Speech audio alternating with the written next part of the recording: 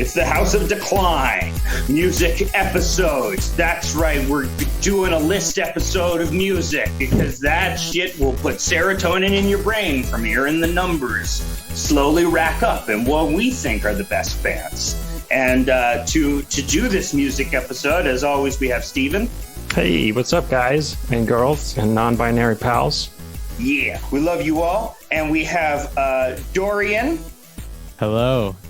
I'm happy to be here. Thank you for being here. And Gordon. Hi, how are you? Big fan. New listener. So excited to be here. Oh, I'm a huge fan. To have you on here. Thank you, Dorian, as well. You guys are both you're music people. Are you not? I play a couple instruments here or there. That's pretty good. And I'm into tunes. I love a good tune. I see God in beautiful music. So yeah, absolutely. Music guy all the way. Yeah. I don't like to label myself, but I can get pretty heated about this topic when I need to. So let's let the heat shine through. I think kind of like Collective Soul would, you know. We're all audiophiles. We all went to Jeffrey Epstein's secret audiophile island, and that's where we all learned to appreciate music. Yeah. Sorry. Yeah, and we're also very wary about copyright. So instead of playing any of the music from any of the artists we're going to mention today, we're going to play the Curb Your Enthusiasm theme song, which is a piece of free production music I believe is known as Frolic. Yeah. So that will be it's real good. Yeah, that will be all the music that we're playing. Let's just get to know some of our guest panelists for a second. Dorian, what's your experience in music?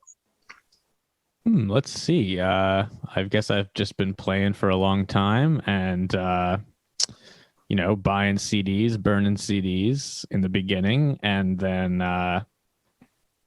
just basically a lifelong enthusiast, as well as highly opinionated in that field. I've been having a lot of conversations with people, presumably just like this one, for my whole life. So I'm primed. It's interesting. Yeah. It's interesting you say your music career started off with burning CDs. Oh yeah. Yeah. That's probably mine too. Yeah, that's very true. Yeah. Who didn't make mix CDs in high school of members of our general, like born in the late 80s, early 90s people? That was the classic thing. I was good at it, man. And then I was really into, getting mislabeled funny covers and shit from Napster and Kazaa later on, with the wrong artist name, and then showing up to school the next day and being like, it's not really by that guy, don't you? You know who really is. So that was how it started for me. Yeah, the Napster one that I remember is the Only Gay Eskimo song, which is like, this is by Tenacious D, or no, this is from Family Guy. It's the Only Gay Eskimo song. But yeah, any funny song was automatically by Tenacious D, I guess. Yes. Yeah. That was from Mad TV, if I remember correctly. Am I right? No, it's actually from a much dumber source. It's from a Canadian improv comedy troupe starring middle-of-the-road comedian Sean Cullen. I forget the other two guys in the band, but Sean Cullen was this very middle-of-the-road Canadian comedian who wore a pork pie hat. It's his signature. Pretty lame stuff. Gordon, you saw God, and you see God in music. What is your experience such that you see God in music? Well, it's just, it's the best thing in the world is all I mean by that. It's the one thing that excites me and brings me joy, left in this world, I think, especially during COVID. But, I've been playing music. I'm self-taught. So never went to school for it, like some people I know that are here. So I've got maybe a different understanding about it than the average. I'm all by ear kind of thing. So I play a little drums, I play a little piano, play a little guitar and some bass. You know, I can figure stuff out, and you know, hopefully my opinions matter more than the average. They matter more than our opinions, because we went to school for that shit. We are the PMC of music. You are the true working class of music. So I can't tell like your perspective. I can't tell what of my opinions are real or what are just like reactionary. Like I'm so angry about like what I'm supposed to listen to that I go this other way with it. You know. Well, there's a saying that you know, you don't walk into a doctor's office and start talking about biology. Am I right, boys? I've never heard that one. Yeah. What are you supposed to talk about with them? Well, good point. Probably your biology. But you know, you hear about this Krebs cycle? Yeah, Krebs cycle. What is Krebs? I don't know that. It's a metabolic cycle. It's like complicated. It's like a little crab. It's a Krebs. That's good. Yeah, it's a Russian crab. He's Krebs cycle. Yeah. So what we're going to do is a very simple format. It's a list format. We're each going to go through our top 5, like that Chris Rock movie. And we're going to list our top 5 bands. We just gave a very vague definition of top 5 favorite or best or greatest, or however you want to do it. Woo. The criteria is very loose. So however our panelists interpreted. And it's not just bands. It's any music artist. Could be a collective. For instance, it could be a Discord chat group that creates music over the internet together. You know, What is Discord? Can I ask what that is? Sure. Yeah. Discord is like a new and good version of IRC. Maybe you know that chat. It's Internet Relay Chat. It was where all the nerds went early. And there's different servers you can go into and rooms you can go into. So Discord is just a chat platform for groups. So these are like chat rooms for me. Mm-hmm. Okay, yes. Gotcha. I remember those. Yeah, it's pretty cool. I used to pretend I was a young girl and try to get people to want to have cyber sex with me, which I'm sure we all did that. I mean, I think you were a casual catfisher back in the day. I just kind of did that, and or it even had a term. It was pretty good. You just followed your instinct and catch. I got pretty far. I mean, at one point, someone was like, "Do you spit or swallow cum?" To which I didn't know what cum was. And I was like, holy. Well, it sounds kind of like gum, and you spit gum, so maybe you swallow cum. So I guess I had the right answer. You know? You did. You reasoned it out. Yeah. Here are the top 5. Here are our top 5, which will eventually be our top 20. But if there's overlap, it would be interesting. So it might be less than our top 20. So we'll see. Let's start out with Steven. What's your band? What's the first musician? For my I'm going to go start with number 5. And I had the most trouble actually picking my number 5th most favorite band. Because I went in that order when I started thinking about it. So I was like, who's my 5th most favorite band? And it really came down to three different bands. But the number 5 most favorite band for me is Japan, which is Japan with David Sylvian, Richard Barbieri, Mick Karn, and Hottie Steve Jansen. He's not actually called Hottie Steve Jansen. I put that in because I think he's hot. Japan is like art pop. They're also part of the new romantic scene. They were really into dressing up like girls who dressed up like boys. So there's like 2 layers. First, they would put on like the girl makeup, and then they would put on suits. And they would, have a really like weird warble to the singing. Kind of like I would say David Sylvian got compared most to Brian Ferry and David Bowie.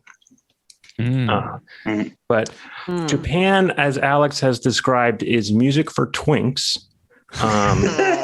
And I used Japan when I was losing a lot of weight, becoming a twink.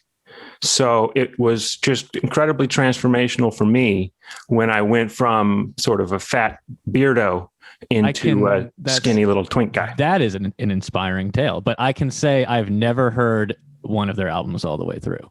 I have wow. never heard So them. let me just say that. Whatsoever. But what I will say is, don't they have the guy who writes, Jap Rock Sampler, Krautrock Sampler, those really expensive books that I can't read because they're too much money? Julian Cope, or is that someone else?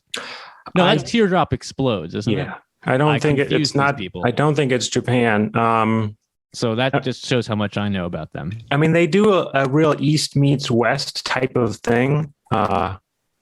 Most of their songs are actually about like China, which is strange. I find that to be a very fun little thing because they have a song like called Canton and then another song called Cantonese Boy, both of which are Chinese stuff. So I'd love to ask them about it. Is it cultural appropriation that they decided to call themselves Japan?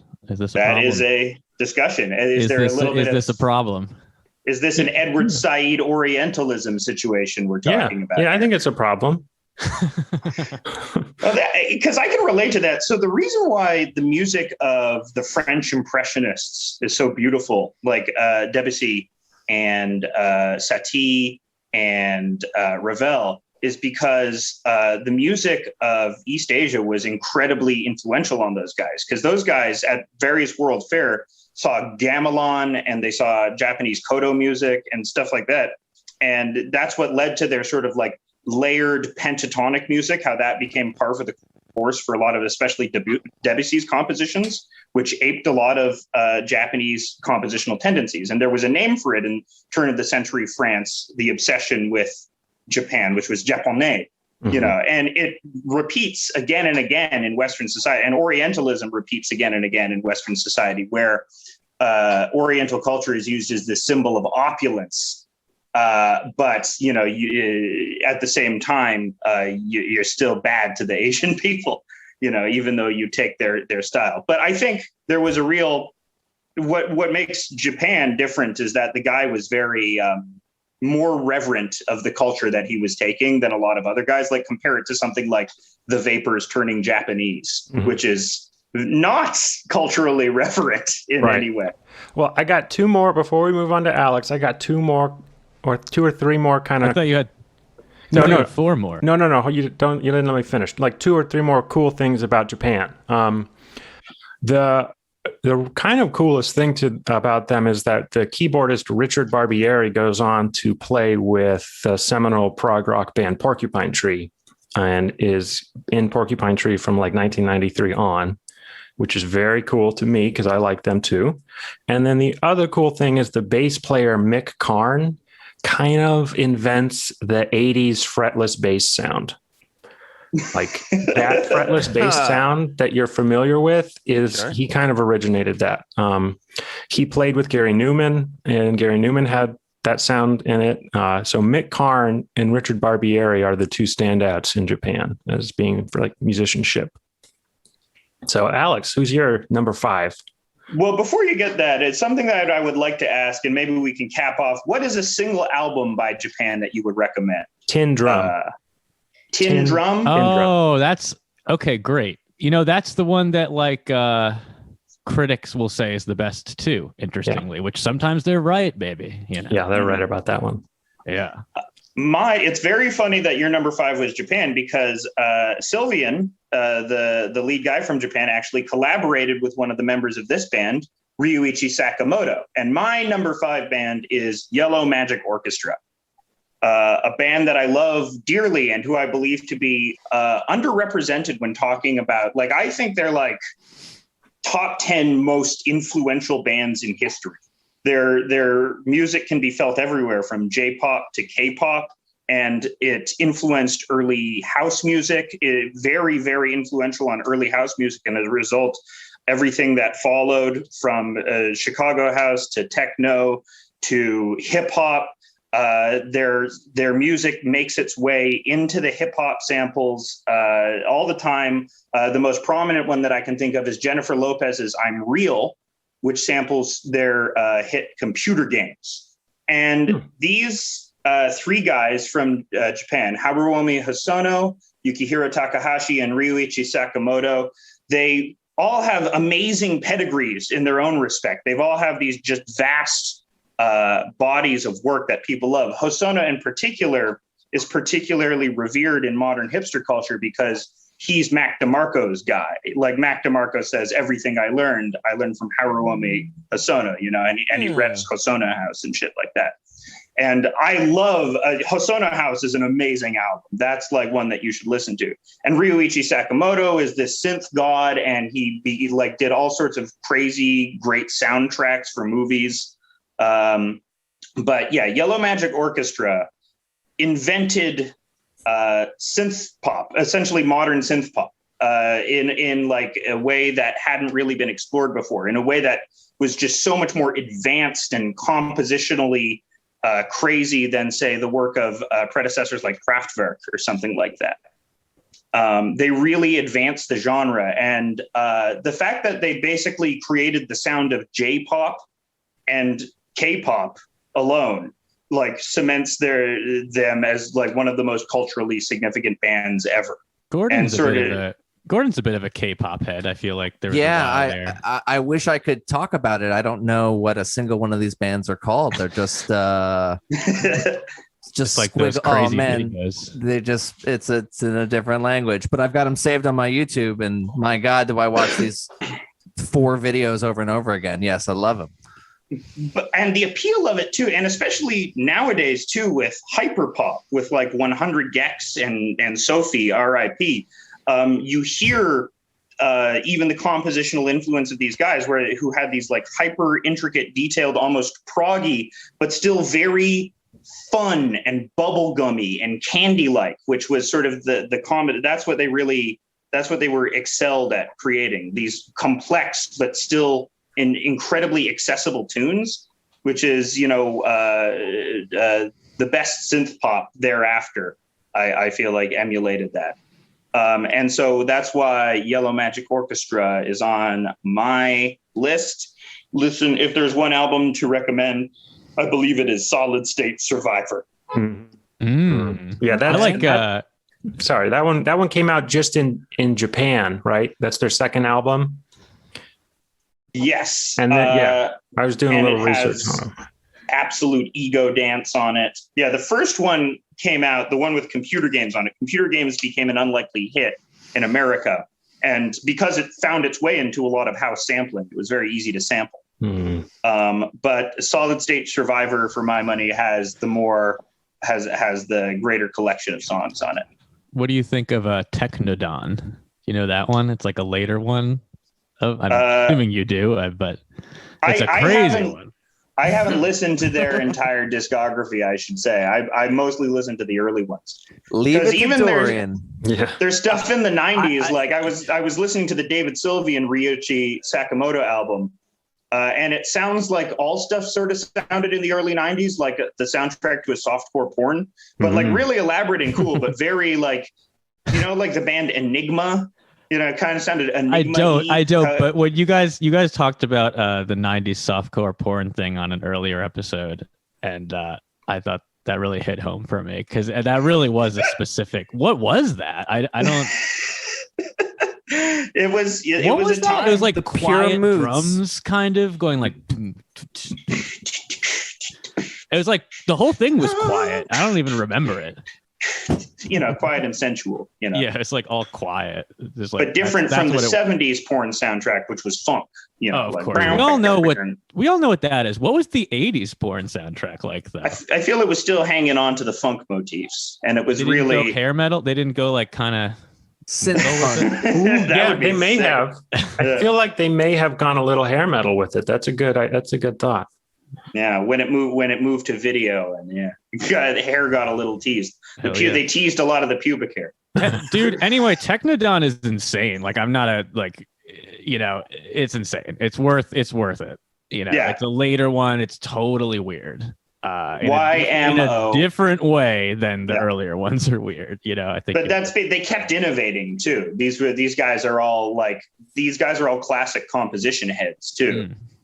So that's what makes their music very interesting. Dorian, what's your pick? Cool. So I didn't really get. I also had the absolute hardest time with 5. I actually am looking at my list now, and I didn't make a 5 because my 4 was kind of two things. I did a slash on my 4, and then I had 4 finalists for my number 5. Okay. So, do you want to skip me for this one and go? No, choose your heart. Choose your heart. Go with your heart. Yeah. Okay, so number 5. I mean, am I being too obvious? I mean, let's say Nirvana for this one. I mean, that's not obvious at all, because I'm going to get into this a little bit. Get into it. I think that's a very interesting choice. I had the most fun coming up with my own criteria for this. Like, how am I going to make this?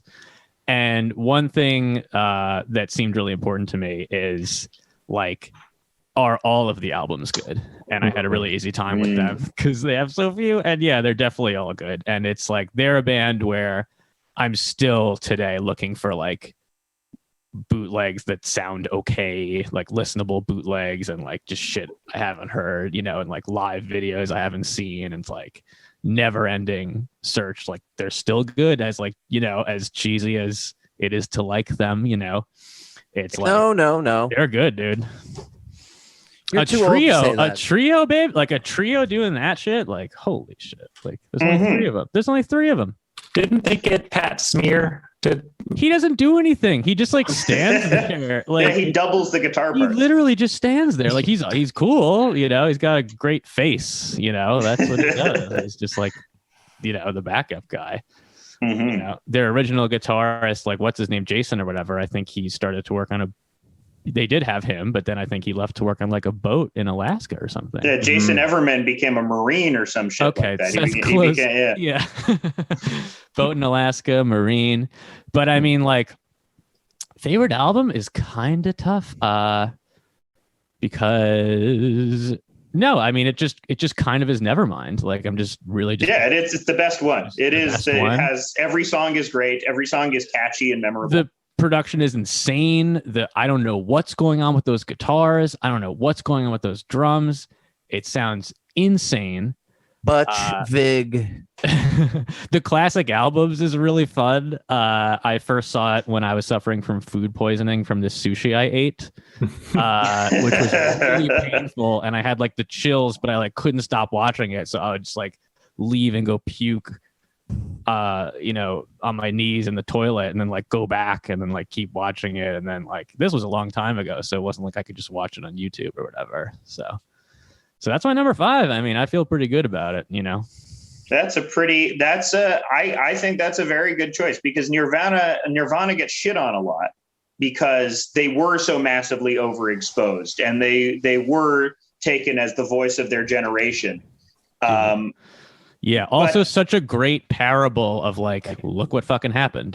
Such a great parable of like, they see success and it drives their singer insane. You know what I mean? It's like society destroying their beloved. Yeah. You know what I mean? I always thought that was kind of like obviously sad, but like kind of like important. The person truther. I was gonna say he was murdered. Yeah. What are you talking about, Dorian? There's that too. Yeah. I mean, I don't know. I don't think he was murdered. I think the evidence bears out that I don't think she did it. Yeah. Well, unless it was like some random guy that did it. That's all. It was that one dude. Like the guy hit by a train. The guy that killed like John. The guy that killed John Lennon like escaped and did it or something. No. The one guy who did it, he was like in. Oh, could have been Bin Laden though too. Yeah, Bin Laden he was killed. Big. Yeah, he wound up hit by a train. Courtney Love offered him like $10,000. Yo, come on, you got to know this. And then are you talking about the lead singer of The Sound? Yeah, I think that's who it is.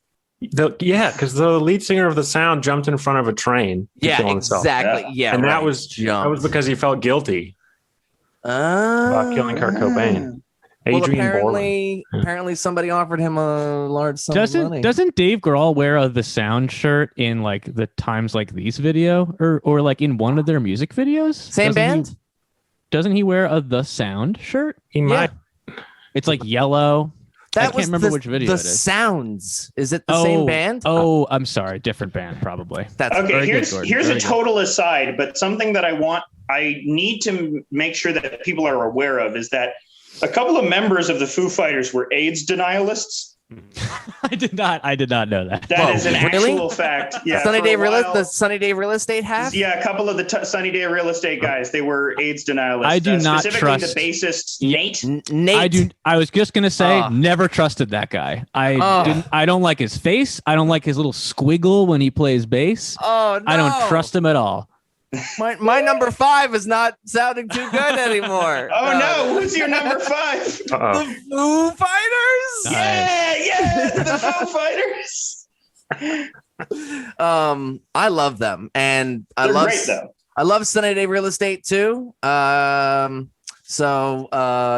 Pink album by the Sunny Day Real Estate is a big influence. But Color and the Shape by Foo Fighters is a beautiful record from start to finish, in my opinion. And then, a couple people, it's a sleeper, but the one after Color and the Shape with the tattoo on the back of the neck, the one with Learn to Fly.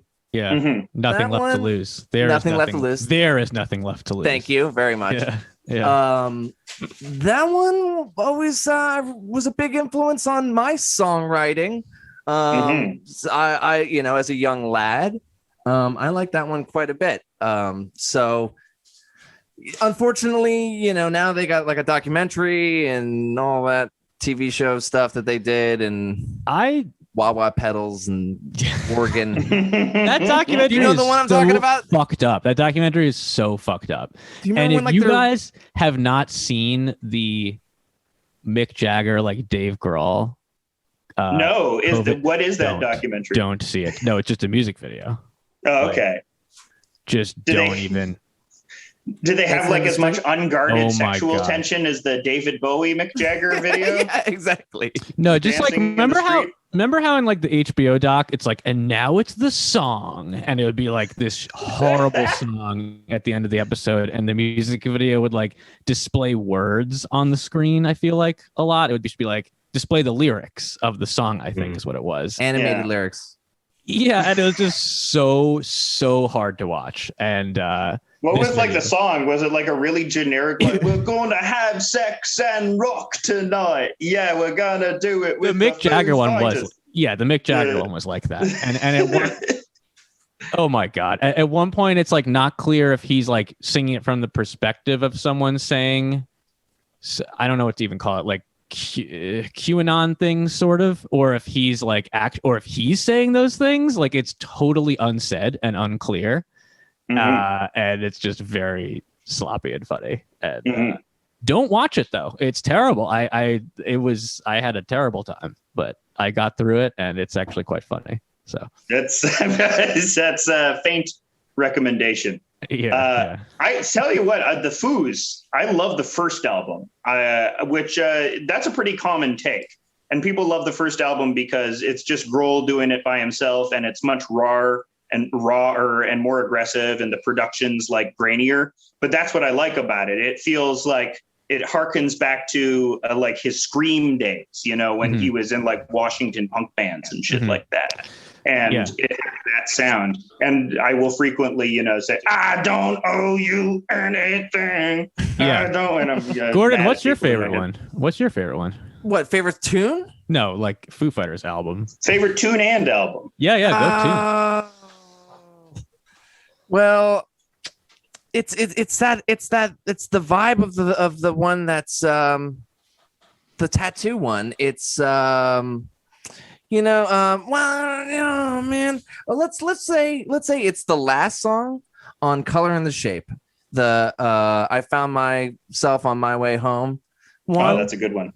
Yeah, I used to always freak out to the fact that one would get kind of calm and then build up and then all that sort of thing. That was a big deal in 5th grade. Sitting on the way to camp kind of thing. So the Foos is my number 5.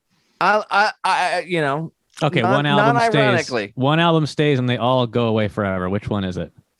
Anything past the third one, unfortunately, yeah, no, I know, but so you gotta if you had to pick one, the raw first one, the in between second one, or the super produced third one. That's Right. sort of like Which that's one what you had to got. go? I don't listen to the first one as much as I do those other two. Gotcha. Yeah, I think those other two are pretty hard to separate too, because they come out around the same time and they basically have the same. They're sort of like companion. I disagree. I think they're very different. Actually, I think it's very much a progression from like the semi-raw first one, the sort of in between Color and the Shape, and There's Nothing Left to Lose, which is like almost too commercial, but like Learn to Fly, like had a great music video that was super sick, like downloaded on Kazaa, etc. You know, very big into that. You know what I'm saying? Tenacious D. See, that Tenacious was D. a Tenacious D thing that was on. They were doing really well in the Kazaa days, I like to think. Tenacious D. Like everyone Oh, thought yeah. every song was by them. Like, even if it wasn't, they just had to like sit around, sometimes go in a Foo Fighters video. Dave Grohl shows up as the devil in their movie. Oh Oh, yeah. I haven't seen their movie. Oh, it's Oh, pretty, what? It's not good, but it has its good. moments. Excuse me. Oh, it's good. It's fantastic. good. No, Gordon's right. Gordon's right to take umbrage. It's great. It's a good movie. I like when Tenacious D has that great, just I can't remember the track, but he's on when he's pointing out the audience members. Do you remember that track, Alex? Is it Master Exploder? Yeah, Master Exploder. I do not need Yeah. a microphone. That My one. voice is fucking powerful. But he can actually do it. He can actually do it in his head voice, which is Jack Oh, Black you is a could very do it. talented man. You have a head voice that can do it. You could do Head voice. Soundgarden. That I can almost, man, Soundgarden. I wonder if they will make one of our lists. Oh, yeah.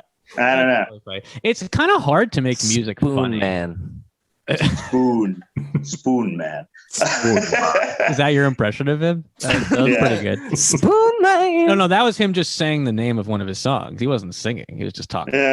Unfortunately, the guy that he should have looked out for was Pills Man. Oh no. I thought he hanged Sorry. himself.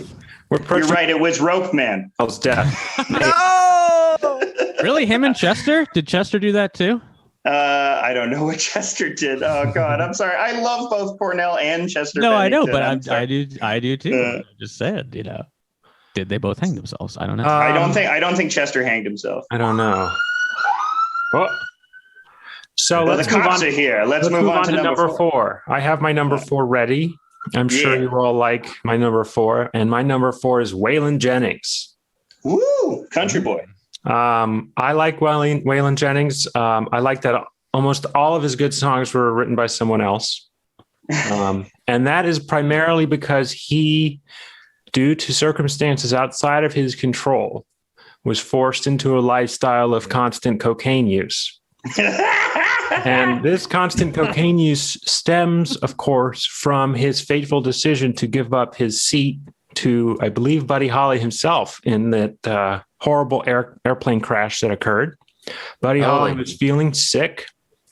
And so Waylon said, hey, you know what? I'll take the bus. You can go on the airplane because you're feeling sick. You'll get there faster. You can go to bed. And because of that, Buddy Holly died. And Waylon Jennings then had to do as much cocaine as possible to try to forget about it. And Yes. Therefore had some really great songwriters write all of his good songs. I don't I think feel like cocaine is the one cocaine- that makes you forget. It's not the stuff, drug right? for that. It's not. Mhm. It's like Oh, it no, really? should be alcohol or opium or something like that. Well, But it's- That was a mistake on his part then. He chose the wrong drug. Yeah, he chose the one that makes you pace around. Yeah, well, my favorite album is probably Honky Tonk Heroes, but that's interestingly the Waylon Jennings album I got to last when I was listening to him, which is pretty funny because that is the best one. It's the best sounding one. And it has mostly Billy Joe Schaefer songs on there, who is probably the real reason why Waylon had such a big success. Because Billy Joe Schaefer was able to write amazing words. And That's my favorite of Waylon's as Yeah. well. Like I was recently remarking on this the other day. It's a very, very sick. I mean, Old Five and Dimers by Billy Joe Shaver, also good. Very funny how Honky Tonk Heroes like not only is it mostly Billy Joe Shaver covers, but it's like they're all from one Billy Joe Shaver album. You know what I mean? Like he not only did all covers of him, but he did like 5 and just only from one album, probably like the same year or like the year after. Which I think that's outlaw style, baby. Yeah, it did. The opening track is very cool. It's very cool when all the instruments come in on Honky Tonk Heroes. You know, that's a paradigm I really enjoy about outlaw country is that you just by listening to the first 30 seconds of a song, you don't really have an idea of what's going to happen by the end. And so it's always a bad decision to turn a song off early because it could change completely by the end of the song. And it happens on many songs of his. Mm-hmm. Yeah. Is Okie from Muskogee Waylon Jennings or? That's an interesting question. I don't think. No. Who am I confusing him? I'm confusing him with the outlaw. Is that country Chris guy Christopherson? Merle Haggard, I think. It is Merle Haggard, right? But they were part of the same movement. But I always so forget what I said. But like what's the particular? I guess the particular quality of outlaw country is that they noticed that hippies were liking this, and so that they could double their audience. Well, they Nashville fans. Yeah, they wanted to get away from the Nashville sound because, like, the record labels in Nashville were really persnickety about the arrangements. Yeah, and like that's what they were being an outlaw from was, I think, the Nashville labels who were trying to control everything. And the early Waylon albums like have like orchestras and bands in them, and it's not as raw sounding. So it was a really cool development. I mean, you can't give Waylon all the credit. Willie Nelson is huge, probably a bigger deal. And you could probably rank Willie Nelson above Waylon Jennings, but I wouldn't. That's nice. Thank you. Although I do like Willie Nelson. Yeah. Willie Nelson is how much do how much do I like him and how much do I like the weed thing? Like which is which. Well, yeah. I mean, cocaine is kind of cooler. Yeah, kind of. Yeah. Or you could just be like George Jones and be addicted to beating your wife. Ah, man. Also, also an option. Yeah. Jesus. That was his drug of choice. Yeah, pick your poison, man. That's all good. But it's also like outlaw country is interesting as well because of how much it became associated with various political movements. That's why I bring up Okie from Muskogee, because it was used by Nixon. It was used cynically by Nixon. But on the other end of that, you have Johnny Paycheck's Take This Job and Shove It, which was used by protesting coal miners. So there is this inherently political nature to this. Even like stuff like Johnny Cash's Folsom Prison Blues, it's sort of, in a way, it has this subtle message, not of prison abolition totally, but it essentially asks you to feel sympathy for a killer. It essentially asks you to empathize for this narrator who's, feeling glum for shooting a man in Reno just to watch him die. And he plays this to prisoners, and it's like, oh no, we still have an inherent humanity, even though, life is dark. Right. Well, these are the days where Johnny Cash didn't have a Twitter and it didn't become clear, what were you really saying with that song? It was kind of like this vaguer and thus more powerful for sure. But, just what was he really saying? I don't know, really, what was he saying? But I'll say this also, Merle Haggard, is conservative. I think he kind of has bad politics in mind. Oh yeah, absolutely. Yeah. For the most part. So that's kind of interesting. I don't know what Waylon's politics are or were. I don't know if he's alive or dead. I assume dead. Okay. Yeah. So is Merle Haggard dead or is he alive? I think they're all dead except for Willie because weed. Yeah. Right, of course. And that's pretty cool. Yeah, that's cool. Proof. It's me now. Here's my number 4. Talking about another outsider from the South, it is Sun Ra. Sun Ra is someone that everyone should know. Just What you'll find in a lot of my choices is that what I really prize amongst musicians is the ability to create a diverse array of music. The ability to create a song in one genre and then go to a totally different genre. And not only do that, but innovate in those genres as well.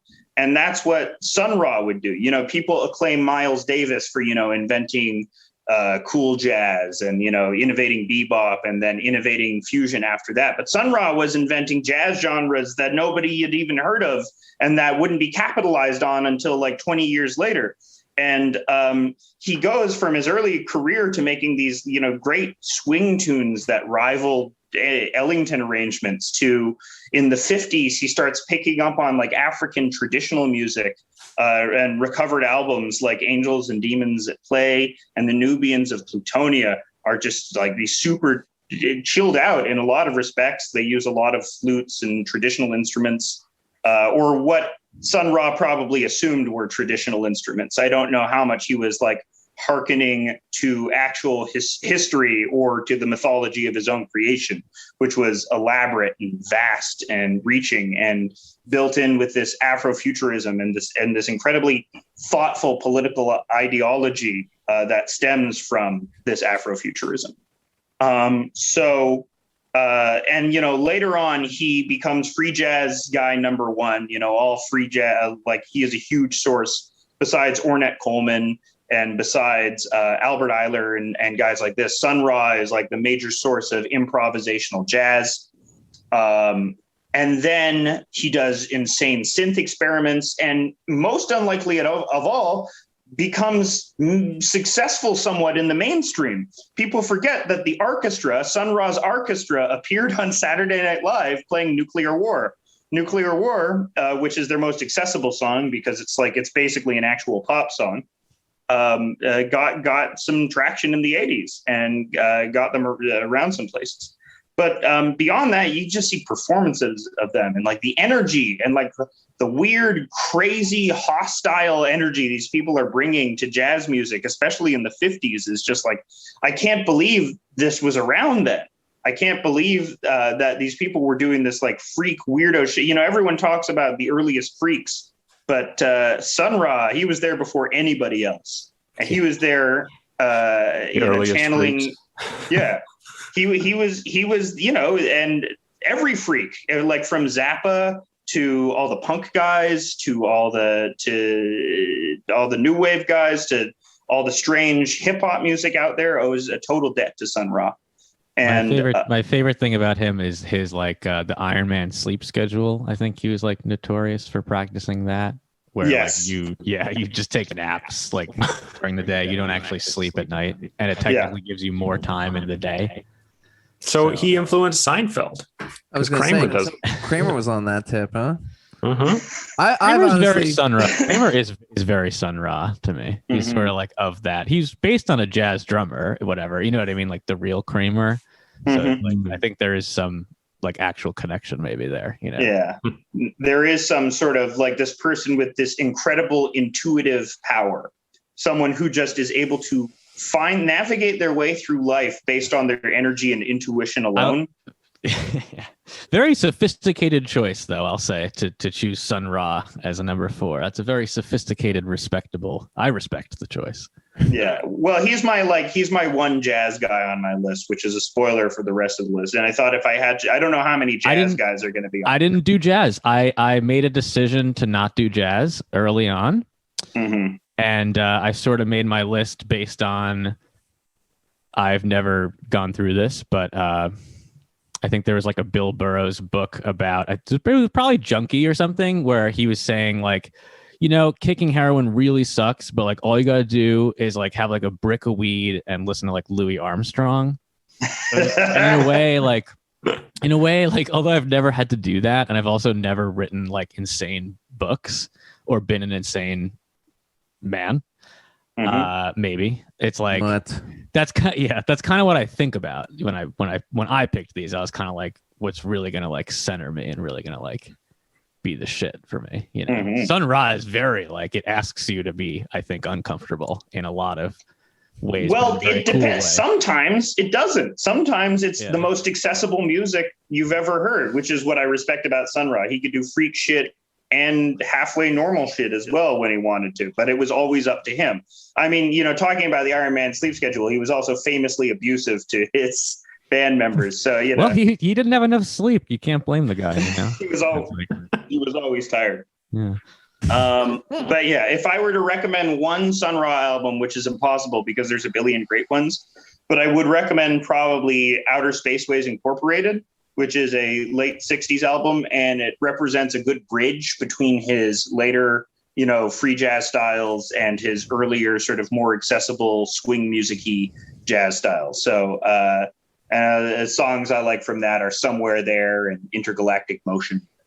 It's really good. So Dorian, who's your four?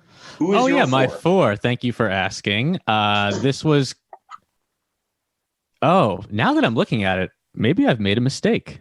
But I haven't, and I'll tell you exactly why. And this will also explain. Okay. Here we go.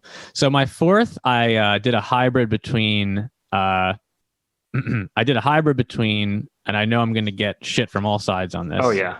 Okay. You might know what it is. I did a hybrid between Bob Dylan and the band as my number. Oh no, that's fair. I knew you were going to say the band. Yep, I counted them as one because it allowed, and especially right now, it allows me to place them where I placed them because Bob Dylan does have some albums that I don't like that much, as does the band. And there are also aspects of these people and the way they effectively actually exist in our world that I do not really like or approve of. So they're at number 4. But they've got some great songs, man. That really move me, man. Mm-hmm. Yeah, didn't you in college you watch The Last Waltz on repeat? I watched it on repeat. Yeah. I mean, it was kind of just like wallpaper because I had the big projector. Yeah. So I remember hearing that story about you that you watched The Last Waltz every day freshman year. Yeah. Well, you could also see it because it's if you walked into the building, you could see it in my window. So I couldn't hide it. Dorian, isn't part of that story the fact that you were on acid every day too? No, that's not part of that story, but okay. not every day, But man. Man. I mean, you guys. I just think it's funny because I know you guys all hate Bob. I know for a fact that all 3 of you hate Bob Dylan, and you. I do not. Fuck Bob Dylan. A little bit, kind of. I know that for a fact, and I find it quite funny.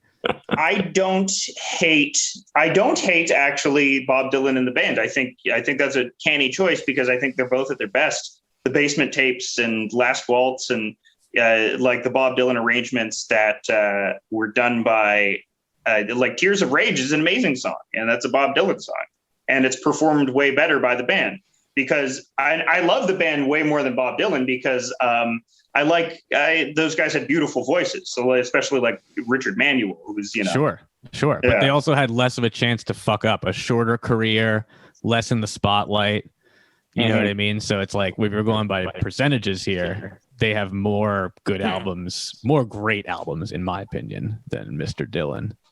Is Basement Tapes your favorite Dylan album?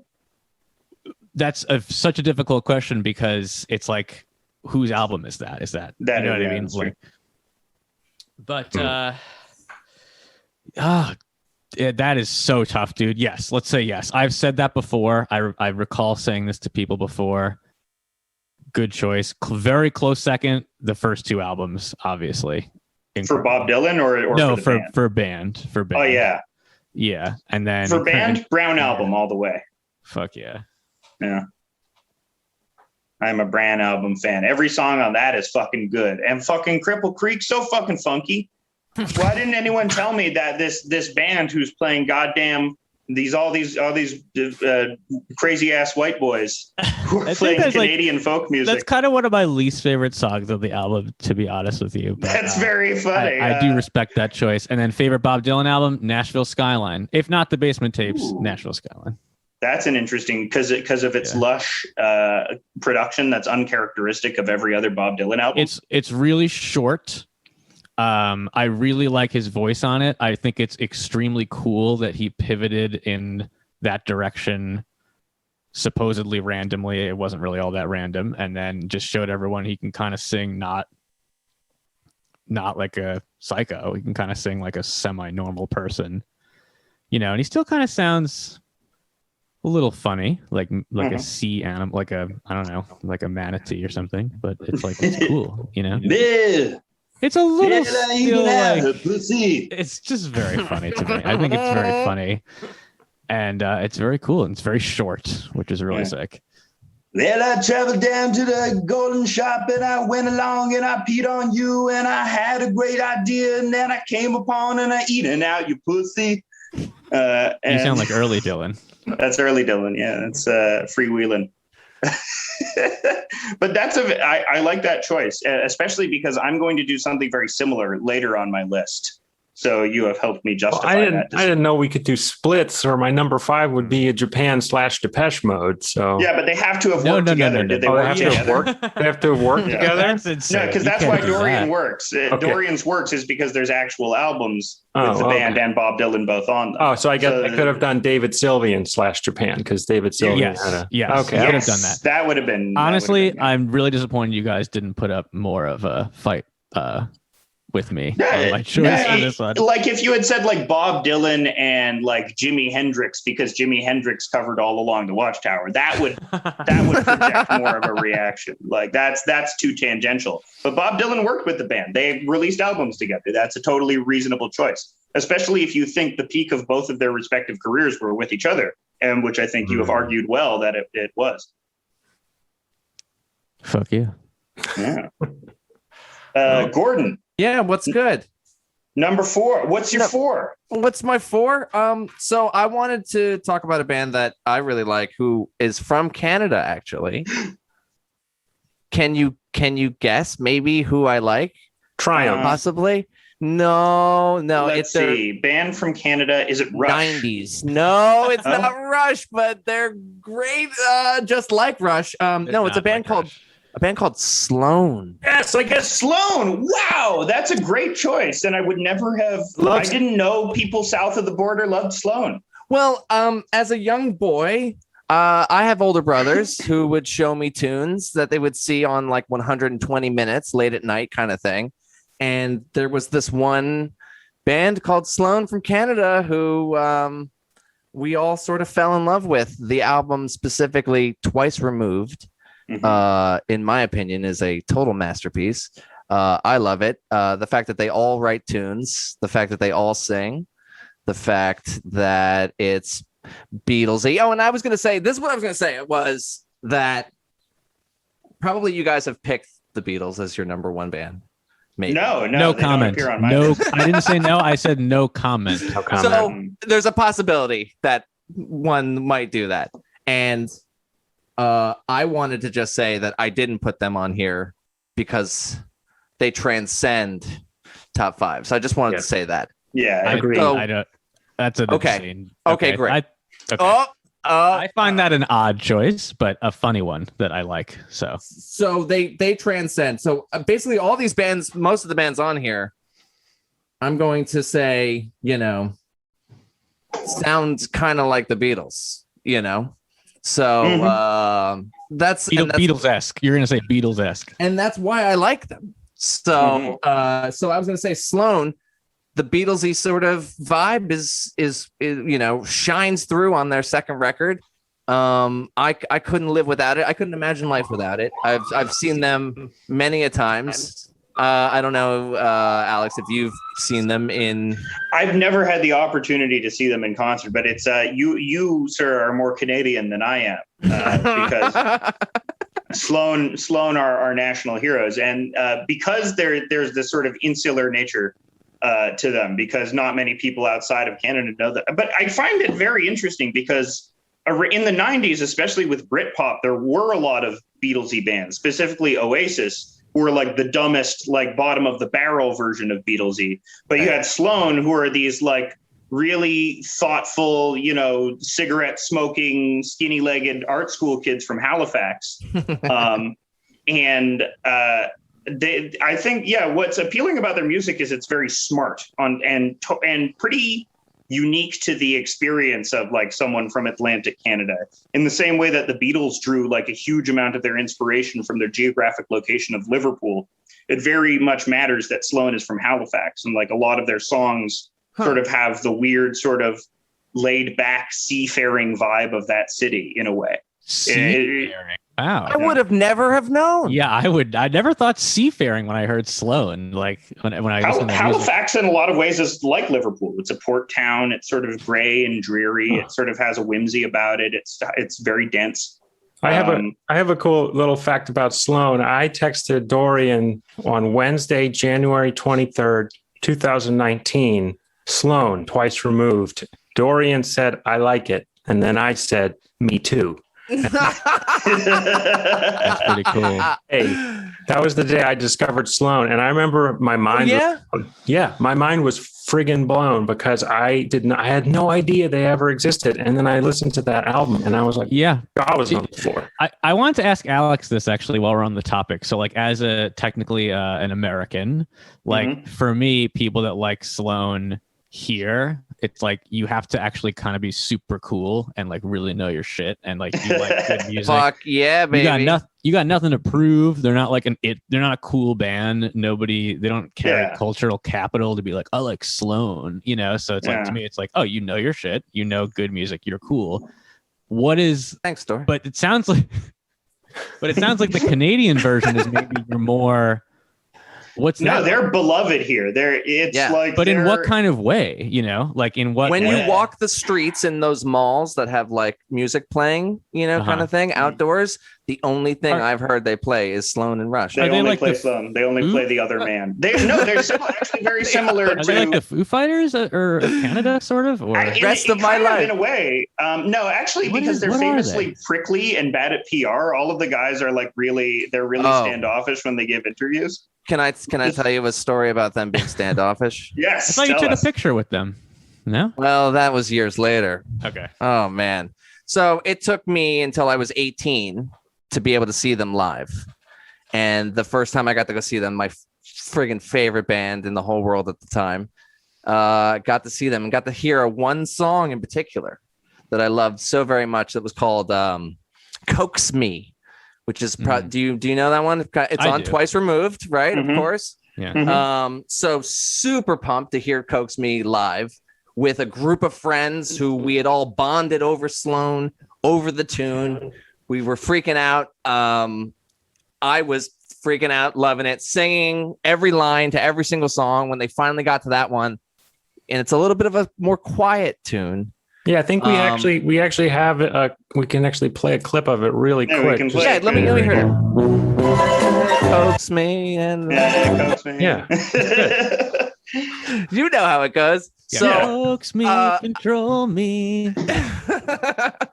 It actually is. We're gonna put we will put a playlist. We'll do a Spotify playlist and we'll put links to the songs in the description. That tune over and over again. Yeah, it's just crawling 80 times. Oh man! But so I was singing the tune, I guess, a little too loud for Chris Murphy's taste, and the dude stopped singing. He looked right at me and he goes, "Oh, you know all the words, don't you?" Oh, no. That's fucked up. That's quite You funny. were 18? I was 18 years old. I was like, my heart shattered into 10 million pieces. But I mustered up the courage to be like, yeah, and I'm going to be here tomorrow night too, motherfucker, kind of thing. So like, you can't get rid of me. I'm coming forever.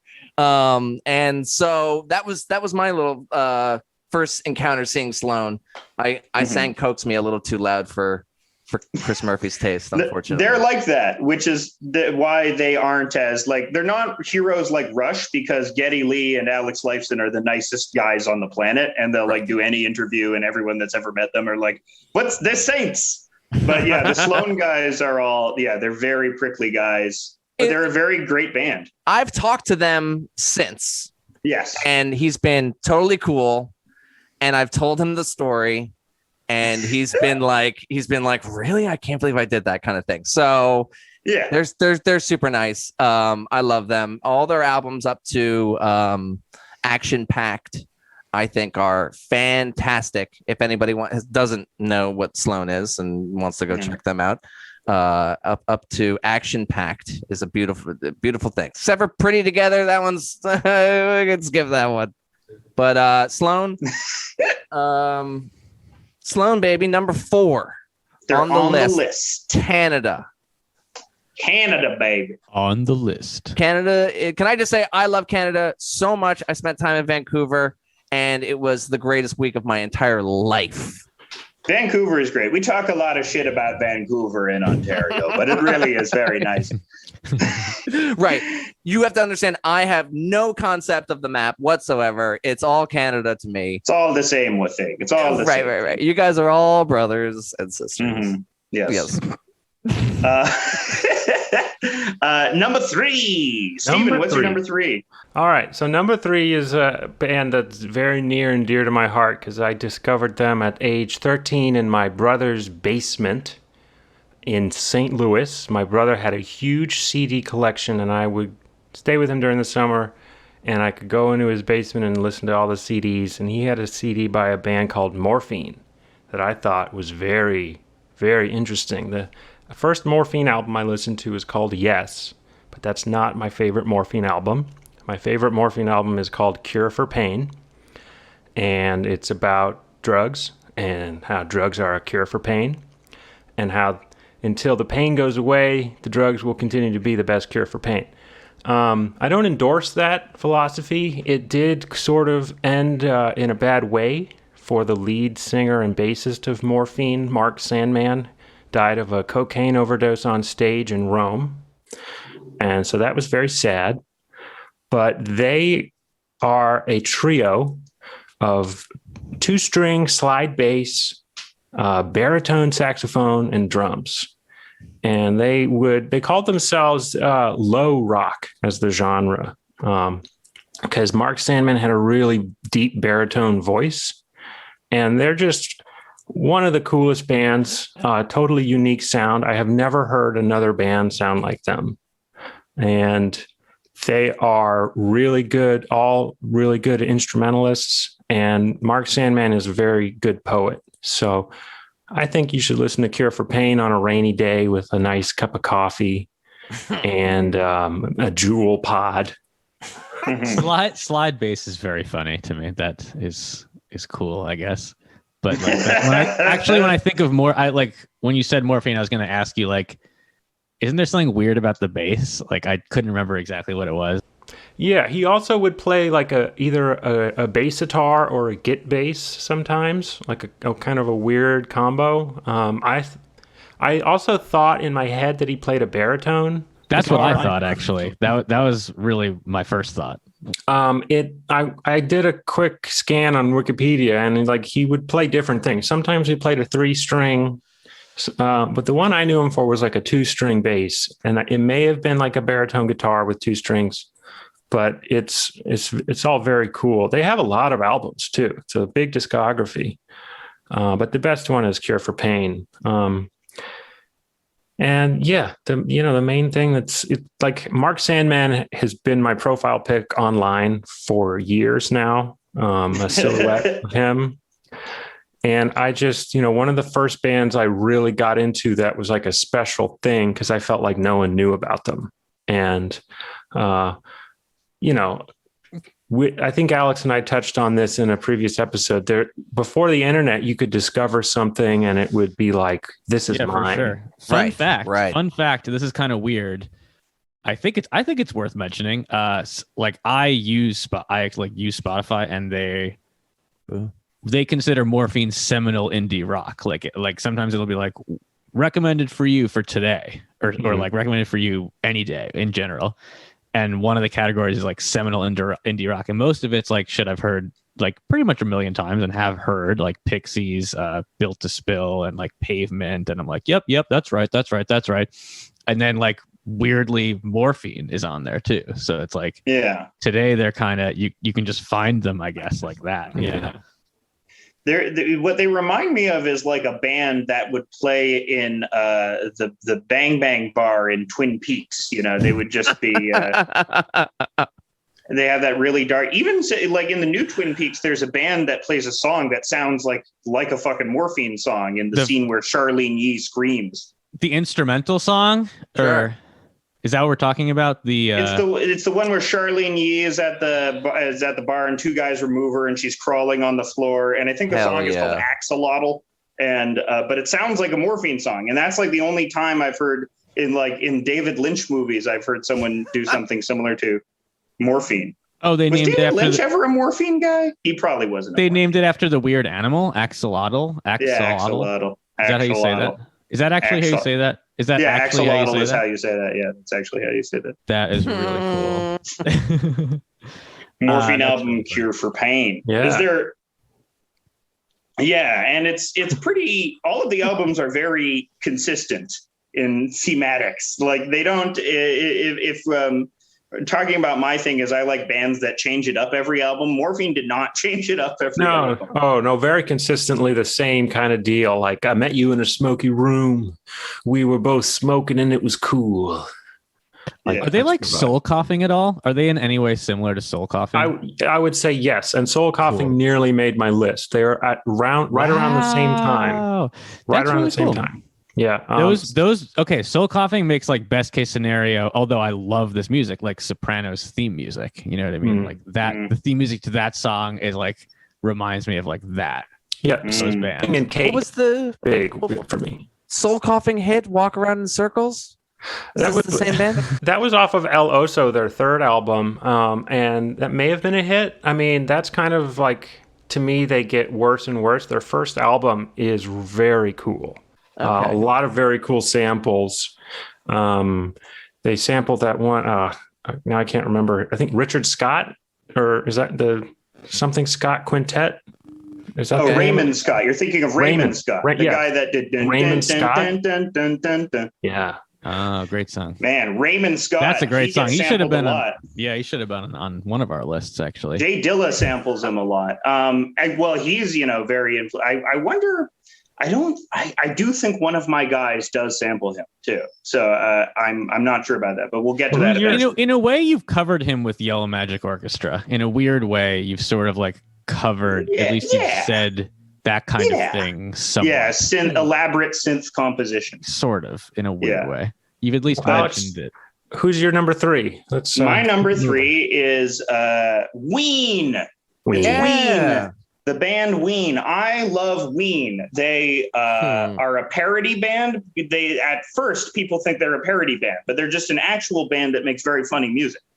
And because it's people tend to take music that's funny less seriously, just as a matter of course, because Frank Zappa, who was more prickly than funny, actually, more sort of abrasive than funny, I would say. But famously, he released albums and essays and thought pieces about, does humor belong in music?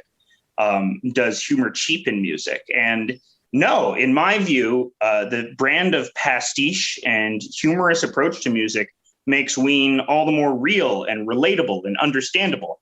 Because like I could never relate to say like a 30 Seconds to Mars type band where it's like Jared Leto and makeup and it's you and your best girlfriend and you're at the end of the world and you're kissing while like the nuclear explosions are in the background. But Ween is just two buddies from New Hope, Pennsylvania trying to make each other laugh. And I found that so endearing. And it's like the music is the music of that sound. It's the sound of that experience of just, being in a basement with your friends and, in high school and, having this intimacy with them because you're bonding over this very juvenile humor. I would compare it in a way to Come Town, which has that same effect on people, where it's people have this emotional relationship to that stupid show because it reminds them of this time in their life when they're hanging out with their immature friends. Sure. Okay, can I just say something? Not only do I agree with that facet of that comparison, but also that in a way, like the avenues of how they became successful, or at least what like we're told those avenues are, like in a way weirdly reminds me of the podcast thing or like the avenues that are available for success today of like artists and creators of just kind of like a more homegrown, like, oh, it's on their own terms, or it's like, oh, they're like buddies, like sort of talking. It's like, you know, I don't know. It just reminds me of like the normal, what's normal now, I think, or what's expected now. An affectation of intimacy. But I do very much think that came from sort of like the early 90s hangout movie thing. Like Richard Linklater is responsible for that type of culture, you know, that sort of vibe that people realize that people would pay money for. And that's how you get, you know, stuff like Ween appearing in It's Pat. Right. Yeah, they were in It's Pat. Right. That's a weird, they played Pork Roll, Egg and Cheese. But also, you know, songs like Pork Roll, Egg and Cheese, what I like about their humor is it's very specific. You know, they talk about Philly a lot. They talk about the Pennsylvania area. It's extremely Pennsylvania music. It really has that vibe going on. And that sense of specificity really informs a lot of their stuff. And talk about diverse, like no Ween album sounds the same. They have infinite diversity in their shit. Yeah, like the Mollusk sounds totally different from Chocolate and Cheese, sounds totally different from White Pepper. They recorded a country album for no discernible reason. And they recorded my favorite album, their divorce album, after their lives got fucked up and they got addicted to pills. Which one is that? Quebec. My favorite Ween album, which is the 2003 album, which is their most serious album, perhaps. Like the second side of it has almost no funny songs whatsoever, but it's like this it is them at their most sincere, which is really interesting because after, you know, it's sort of 10 years playing, like doing that thing where you are sincere, but there's an ironic element to it. They just go full bore sincerity on Quebec. And it's amazing to see them at like simultaneously the peak of their songwriting abilities, but also the depth of their personal lives as well. And I think my favorite song on that album is Chocolate Town, which is, you know, about... yeah, baby. You're a Chocolate Town fan, Gordon? Oh, my God. Can I... Sail Brown Bay to Choco Town. And, oh, yeah. And when they replace it with Greyhound Bus at the end... That's Ween for you, baby. Yeah, and that song's about meeting your fiance's disapproving father. It is. Yeah, that's what that song is about. It's not there's no butt sex stuff going on. No, I mean that one. But that's their humor. They use this incredibly tawdry, like goofy thing, like Sail Brown Bay to Chocolate Town. But in the song, that's the father, you know, narrating to the, you know, it's saying something weird and untoward towards his potential future son-in-law. Couldn't tell one from another. Yeah. What? Come on, you know what that means. No, well, I'm kidding. You know. I mean, no, but it is like it's both. It is both a tawdry, juvenile butt sex joke and a real emotional thing about, you know, the uncomfortability of family. I like Zoloft from that one. Sorry, I was just looking at that one. Great. And I was it's like, great. Man. And when they played that live, when I saw them, they did a great job of recreating like even like the most atmospheric aspect of it. I was like, I don't want to see that one, but it was like very sick. They're very good live, at least now. Oh yes, they're excellent live. They have a lot of crossover with Fish and jam bands. Fish even covers "Roses Are Free" a lot. Yes, that's how I found out about Ween. That is how I found out that Ween is now. Yeah, same here. But yeah, listen to Ween. Listen to Quebec. Dorian, what's your number 3? Oh, thank you for asking. I'm so excited. Excellent choice with Ween.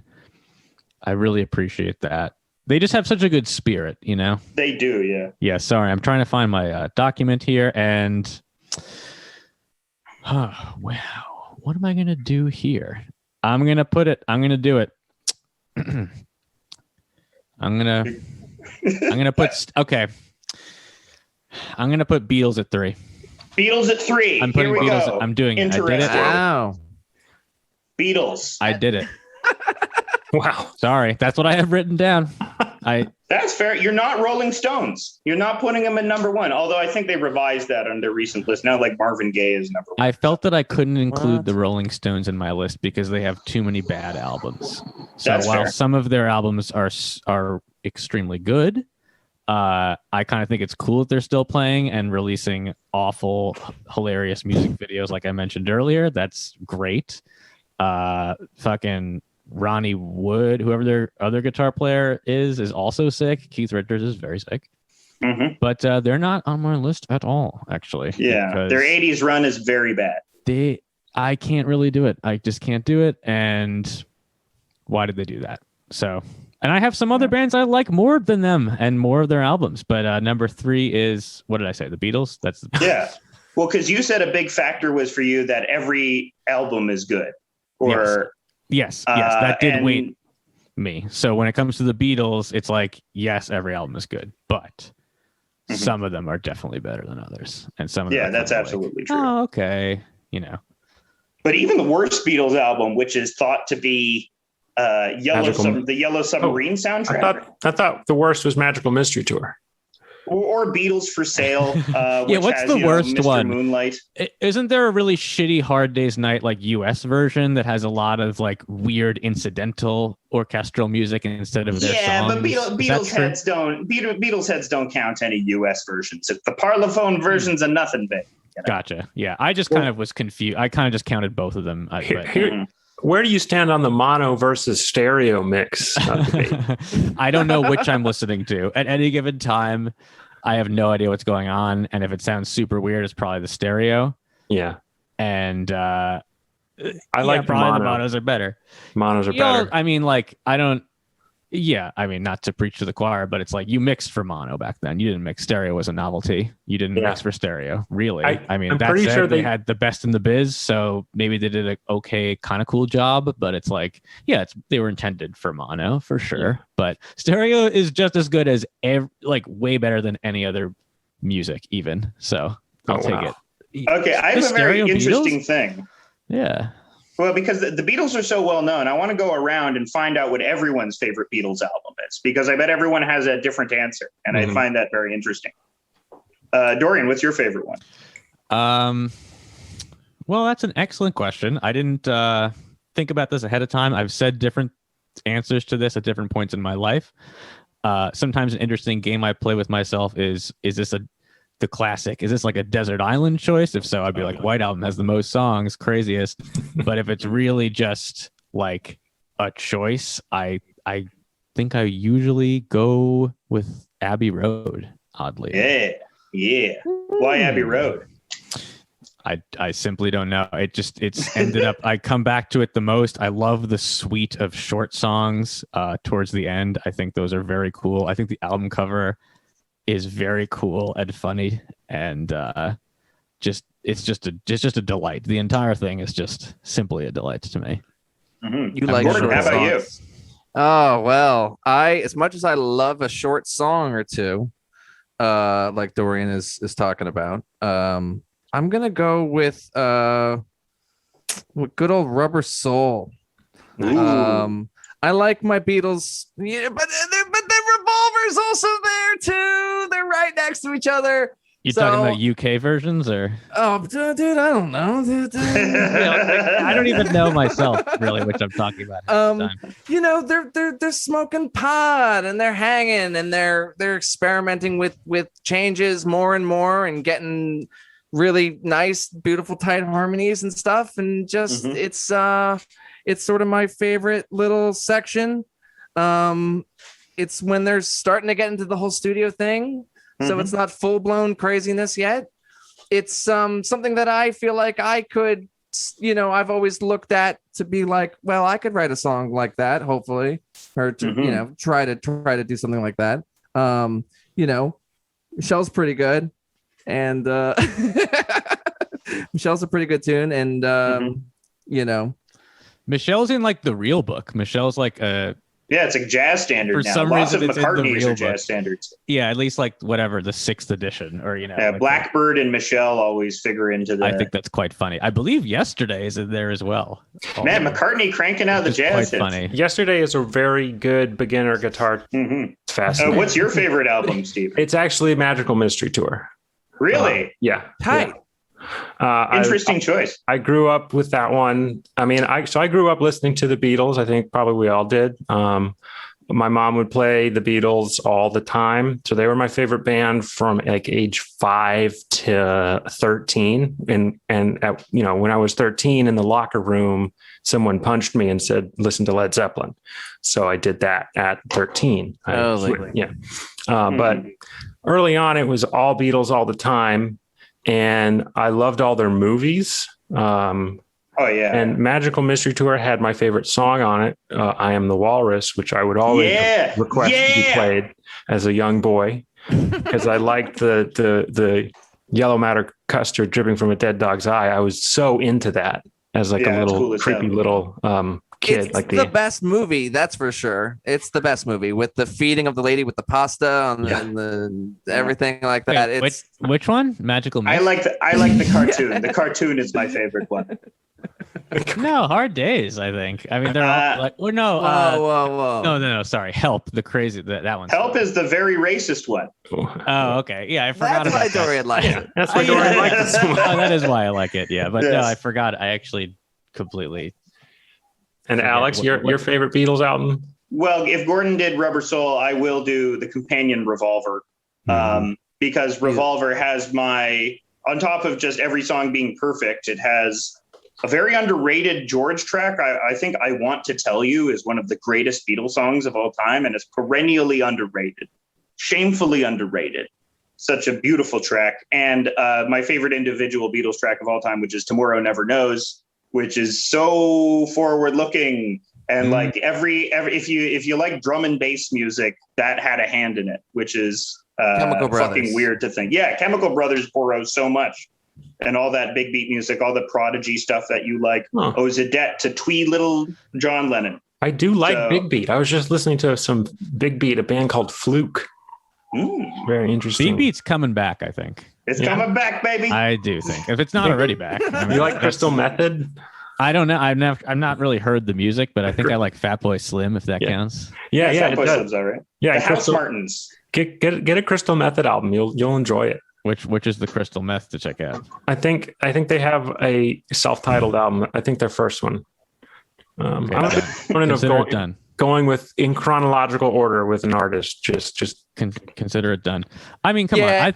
I think the best songs on what's it called are "I'm Only Sleeping," and that's an amazing song. Great backwards guitar that's the best. solo.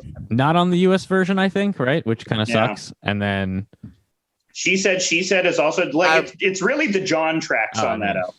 Yeah. She Said is it's one of it's just you say the words and the hairs on the back of my hand start to go up. It's just the best tune ever.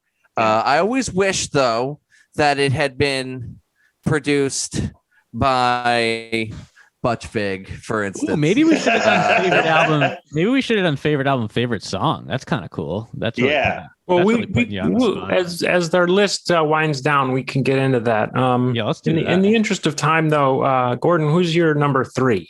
My number 3, we sort of mentioned them. I'm going by the fact that I've seen them quite a lot. I've traveled across the country to see this band a couple times. You know them, you love them, you mentioned them. You guys did a whole episode about it, and I love that episode so very much. And it's gonna be Fish. I'm going with yeah. Trey side, gay side. How could you pick that? That's crazy. That's not crazy. It's a great Can answer. you even? That's crazy. Gordon, justify your controversial. Well, where do I begin? As a young boy of the age of 8, I was shown a song called Fee, which told the story of a weasel and whatever. There's a nipple getting cut off in the song, and an actual sound of a slicing of a nipple. So as an 8-year-old, that was the coolest thing I had ever heard. So I was hooked. And then years later, I found out what smoking pot was, and going to concerts and smoking pot at concerts that were had Fish, and the lot scene, and the fact that you traveled all over and it was a different thing every single night and that sort of thing. And I ate a brownie or two from the parking lot and went to that concert, and my life's never been the same. I've seen Fish 14 times, and went up to Maine to go see them one time, traveled around New Jersey, the tri-state area. I've seen them a bunch of times. And, how can I justify Fish? There's a lot of nostalgia there for me. It's a lot of nostalgia, but it's also they can play, and it's fun, and it's a whole scene more than it being, I guess, the fact that that Mike Gordon isn't really like the best bassist ever or whatever. Oh yeah, no, Mike Gordon's fine. He's a fine bassist. I mean, all of them, but I think that's the appeal of them, because all of them are self-taught, right? None of them went to music school, right? They went to Goddard, right? They were at Vermont. They went to Vermont something or other. I right? think Trey went to Goddard, if I remember correctly, from all my Fish books from a long time ago. But yes, they met up at UVM or something like that. That's where they used to play. I know that for sure. Nectars. And, I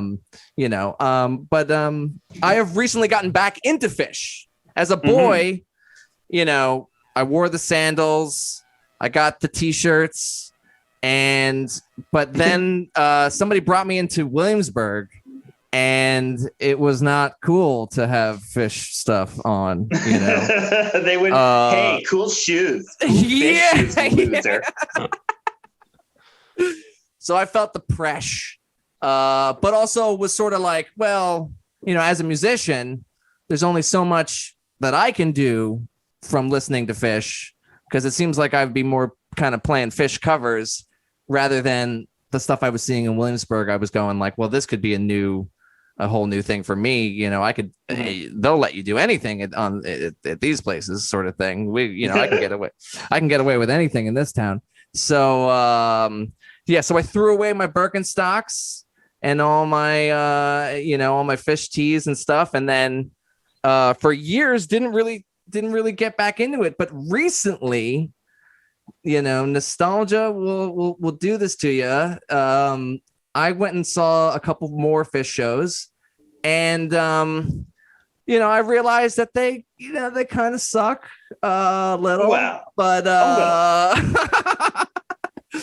and that they're older now. This new 3.0 Fish is not what 1.0 was, if you know what I'm saying. It's been a little. They're dads now. They're all dads now. Yeah. It's like The Irishman, yeah. And old Robert De Niro and The Irishman trying to throw people down to the ground, and it's like your joints are all seized up. Right, he runs like an old man. Yeah, exactly. You can see it in his hands. You can just see it. It's just not as Mike Gordon's gotten a lot better, though. I'll tell you that. He's gotten a lot better. I feel like Paige has gotten better. Pages, oh man, let me say, I finally good live. Well, hold on. First of all, respectable choice. But furthermore, I have seen them live recently. I thought it was kind of good, the New Year's stuff. You went to New Year's too. I was working the photo. Yes, the photo booth outside of it, and then I could occasionally. Most recent COVID New Year's? No, just before, yeah. Oh, okay. Yeah. Yes. Although Trey does have a good album about COVID that I'm pretty sure Dan mentioned. He's doing the Fish episode, because it is very funny. It's been a blur. We've been doing this podcast for a year now. I've listened to every one. I just want to say that. That's nice. Thank you. It is nice, and it benefits me too, because it's like really interesting doing that much of one thing. Getting that much dose of like one thing, whatever it is like always really cool. And You know what I mean? Mm-hmm. Dorian High told praise. me about the show about a week ago, and I have listened to maybe 10 episodes now. So Wow. yeah. Hey, we were not expecting plugs from our guests, so we thank. Oh yeah, Thank you. yeah. And let me just say, Gay Beatles is like my favorite thing in the whole world these days. I can't believe that's still on YouTube. Oh yeah, it was like when Dorian and I hung out for the first time when we're showing each other tunes. He was like, "Oh, you should check out my friend's thing." And somebody who I left off this list, who now that I think about it should be on there somewhere, is R. Stevie Moore. I felt like that your thing had a great R. Stevie vibe that I. Oh, high praise. I look exactly like him too. So right, exactly. Right. So Gay Beatles, baby, is fantastic. You know. All right. Fish, in a way, are like the Gay Beatles. No, I love. Okay, so here's the thing about Fish is that their fans hate their studio albums. That sucks. Yeah, not me. You like their studio? Would you recommend? Yeah, Gordon prefers album? the studio albums, I think. Right. Whoa, Exactly. you're like Funny. the only guy on earth. Yeah. So which Fish studio album would you recommend? Hunter, baby, you start at the beginning. It's the Hunter. best one. Yeah, however you're supposed to say it. It's the best. You start at the beginning. It's got Yem on it. It's got your 20-minute Divided Sky or what's Divided good? Sky is the other best dude on it in the whole world. Yeah. These are the best dudes ever. I cannot fight it. You just saying the words are like, oh yeah, that's the best. How could I forget that one? They got the 20-minute jams, you got the insane lyrics, the storybook spookiness of Esther, and the carnival spooky children's tales that they weave. I think it's absolutely fantastic. And then it gets better, and then it by that Farmhouse record, they're doing No Woman No Cry, and calling and singing different lyrics over it. The first Fish song I really connected to was the studio version of Farmhouse, though. I think that I downloaded. This is really a Farmhouse. Yeah, for some reason I really enjoyed it because it was really easy to play on bass. But the cover I of could use Farmhouse, yeah. It's clearly an outhouse. So I always sung to myself, "This is an outhouse." Just taking a shit in it. I used to solo bass over it. I would just play it and try to solo on the bass because I didn't have a guitar. So I'd try to play really high up and do a lyrical solo over Farmhouse. And I was just making myself cry, just being like, this is so beautiful. Yeah, you're doing a Jocko solo. I'm having Farmhouse. This is such beautiful music. When I saw them for the first times on a tour, 6 shows in 7 days, that was when that song had just come out. So as a boy, that was when that one came, that was one of the piss break songs, as they say. But I like it's nice to know that Dorian likes it so much. I'm glad somebody didn't see through the fact that it's just No Woman No Cry. It is with different lyrics. I get an endless amount of pleasure of replacing the song "Woman" of replacing the word "woman" in songs with "Wolfman." So "No Wolfman, No Cry" is very funny to me. We're up to number 2 now. Can you believe it? We're already at the terrible 2s. Number 2. Steven, number 2. Who's your number 2? Number 2 is, if you had asked me about this band 5 years ago, they would have been number 1. But they are my number 2. They are the Swedish band Meshuggah. And Meshuggah is a fantastic band. They invented a genre of metal that's now called Gent, D-J-E-N-T. But before that moniker, you could arguably categorize them as extreme technical death metal. And they are a very old band now. They formed in 1987, so they've been around for 33 years, and they're still... Wait, what? Yeah. I think of them as from the Holy shit. 2000s. They're from 1987? Yeah, they played thrash in the beginning. They have an album that's called Contradictions Collapse that's very much like thrash music, except way more complicated.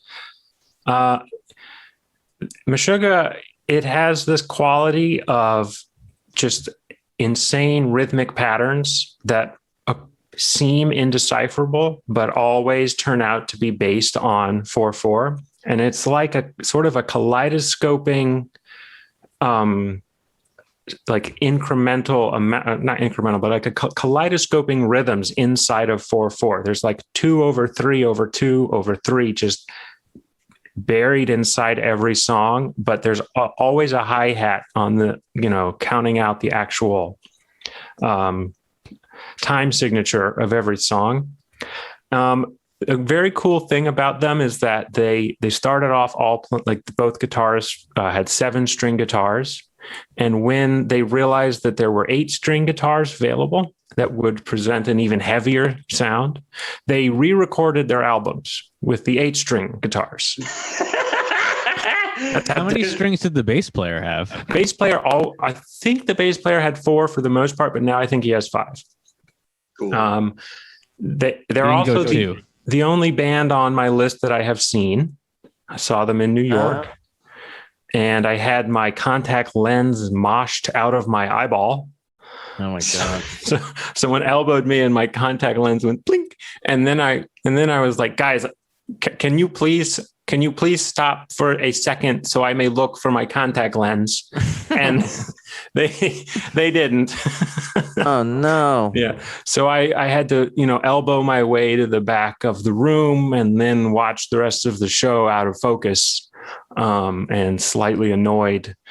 But Meshuggah has this quality of, for me, it rearranges my thoughts into ordered thinking. And my favorite album of theirs is Chaosphere. And my favorite song on Chaosphere is a song called New Millennium Cyanide Christ. And the first 2 stanzas of that kind of are an example of like form becoming content and how they affect me, because it's like, so let me just read the first 2 lines. I'm a carnal organic anagram, human flesh instead of written letters. And then I rearrange my pathetic tissue. I incise, I replace, I'm reformed. And listening to Meshuggah every day going to work at a horrible gas station, it would enable me to sort of center myself and rearrange myself to take the abuse that I was about to take. And that's very Ween. The gas station thing is very Ween, pumping for the man. That is a very Ween thing. Used to work for a gas station. But we would definitely be listening to some extreme death metal while pumping for the man. So that's the song itself has the double. Does it have even the double bass drum? Or am I thinking of something else? It's a country song. Okay, yeah. Pumping for the man is like a bluegrass song. I'm thinking of Waving My Dick in the Wind with the double yes. bass. Yeah. All right. So Meshuggah is what got me into metal, basically. Before that, why hadn't you gotten into metal? Well, I always had a problem with the scream lyric, like screamy vocals or growl vocals. And Meshuggah was the first band where I didn't mind it. And they really enabled me to get more into metal with like growl or scream vocals, because like I got used to it more. But that was a big, before Meshuggah, I was like into Porcupine Tree. And I was into metal that had regular vocals, like sung vocals. I really hated anything with growl or scream vocals, but they were the first band where the rhythms were so interesting to me that, I could kind of ignore the vocals. But once you start listening to them, they have it's like a cold, crystalline, like philosophy of it's like some kind of weird nihilism, some kind of weird Swedish nihilism that they're really into. I don't have any idea what they're singing about most of the time. It is very cold up here, and this is very difficult to live. We must focus on our polyrhythms. Did they sing in English? Sing in English? And but they mispronounce words all the time. Like there's one Meshuggah song where I don't know what he's saying, but it sounds like he's saying I like juice. And so whenever that one comes up, I'm always singing along like, I like juice. I thought they would like Jews because their name is Meshuggah, which coming from when I first heard the band name, because I'm from a Jewish family, and you with Meshuggah, it's like having a band called Schlemiel and they play extreme death metal. I know. But they just didn't know what it meant, and they that sounds very cool. Yeah. I assumed they were a metal band Fakakta. They're not a Yiddish band. They're not a Yiddish band for the first time. I assumed they were always. I would recommend Chaos Sphere, but like the more popular album is Obzen, which has their most popular track ever, Bleed. And Bleed has some insane double bass footwork on it that I don't know if any other drummer can reproduce. Thomas Hacke is the drummer, and he is phenomenal. His feet are like completely independent from his arms. And each foot, I think, maybe even also independent from the other one, which, I mean, it's very hard to separate your arms from your feet and get true independence. And on Bleed, that track, the double bass is going it's like two different people. I mean, I would need another person to play the double bass if I was covering that. That's the one with the riff that goes. I can't do it because it's so fast and specific. We have to vocalize the songs because we can't play them. I actually think we have I think we have a clip of that actually. Yeah. The clip? Yeah. Oh, sick. That's the one. That's the one. My number two. So Dorian, I'm glad you did a combination because I have a similar one, because my number 2 is Dr. Octagon, which is a combination of the rapper Kool Keith, the producer Dan the Automator Nakamura, and the scratcher DJ Cooper. And all of them came together on this one 1996 album, Dr. Octagon, to create this incredibly specific and unique album that just I've never found a hip hop album that vibes more with my general preoccupations, whether it be softcore porn, which appears as a theme on the album, or Half Shark Alligator Man, which references Get a Life by what's his face, Chris Elliott, which is a theme that constantly appears in the work of Dan the Automator Nakamura. And these guys had because Kool Keith was really interesting because he comes from a very early hip hop band, the Ultramagnetic MCs. There's this Donald Glover joke where he makes fun of old hip hop and say, old hip hop used to be, well, I went down to the hat store today and I got myself a hat. And old Kool Keith raps. That's my favorite kind of hip hop. That's really what you're doing. I do love that kind of hip hop because there is this simplicity. There's this, especially in Ultramagnetic MCs came in the late 80s. So hip hop had already experienced a lot of evolution at that time from Eric B. and Rakim and guys like Large Professor were in the mix and revolutionizing production. But they still have this very early hip hop vibe. And I do like that sound because there's this sort of elegant simplicity to it in the same way that there's this elegant simplicity to Kraftwerk or like early synth music or like Gary Newman. Or something like that. Yeah, for sure. But I also think it kind of comes from like the toasting thing of sort of like it's closer to like its real roots of like the off the cuff sort of deal. Yeah. So it's like less like pre-written poetry and more like off the cuff, you know what I mean? Like influence style kind of vibe. But even back in the day, like Kool Keith was making references to like he was using vocabulary that nobody was using, making references to lots of medical diseases. And which would inform a lot of the work on Dr. Octagon because, there's a lot of language where he just rhymes on like Drosophila for some reason, which is the genus for the common fly. Like that, those are words that come up in the Dr. Octagon album. And the main single from the Dr. Octagon album, Blue Flowers, I believe it samples a Haydn string quartet. No, not a Haydn. It samples a Bartok string quartet, I want to say. And it has this very specific creepy sound with this very laid back, chill tone. It feels like very much a thing, a concept that I'm obsessed with is, and you'll see like a Twitter account called Liminal Spaces, or the idea of a liminal space. Oh, fuck yeah. Yeah. That's really a space between consciousness and unconsciousness. and like when you're at a mall at night and you just get that feeling like you're in this alternate universe or something like that. And that's like the feeling that Dr. Octagon really gives me. It's like I'm in this like darkened space, and like all of these props are coming at me, and I'm at the beck and call of these incredible weirdos. And so Kool Keith revolutionized Dr. Octagon, and the album's name from 1996, which is objectively the best album, is Dr. Octagon Ecologist. It is my favorite hip hop album of all time, and absolutely in my top 5 just general albums of all time. And every song is fantastic and different and wonderful. And the way, like the Kool Keith way of making a chorus is just repeating the same lyric over and over again. Like, I get real raw, change arrangements on your face. I get real raw, change arrangements on your face. And, in a way that's a lot more basic than other hip hop artists. But as a result, it gets stuck in your head a lot easier. And they say no awareness, Swiffer's gold. And they say no awareness, shit like that. And I love it so much. Kool Keith he did a lot of great albums. Black Elvis, Lost in Space is his major label debut. And that album is good, but never anything that rivaled Dr. Octagon Ecologist. Dan the Automator Nakamura immediately found immense success doing Deltron 3030 and later being the producer for the first Gorillaz album.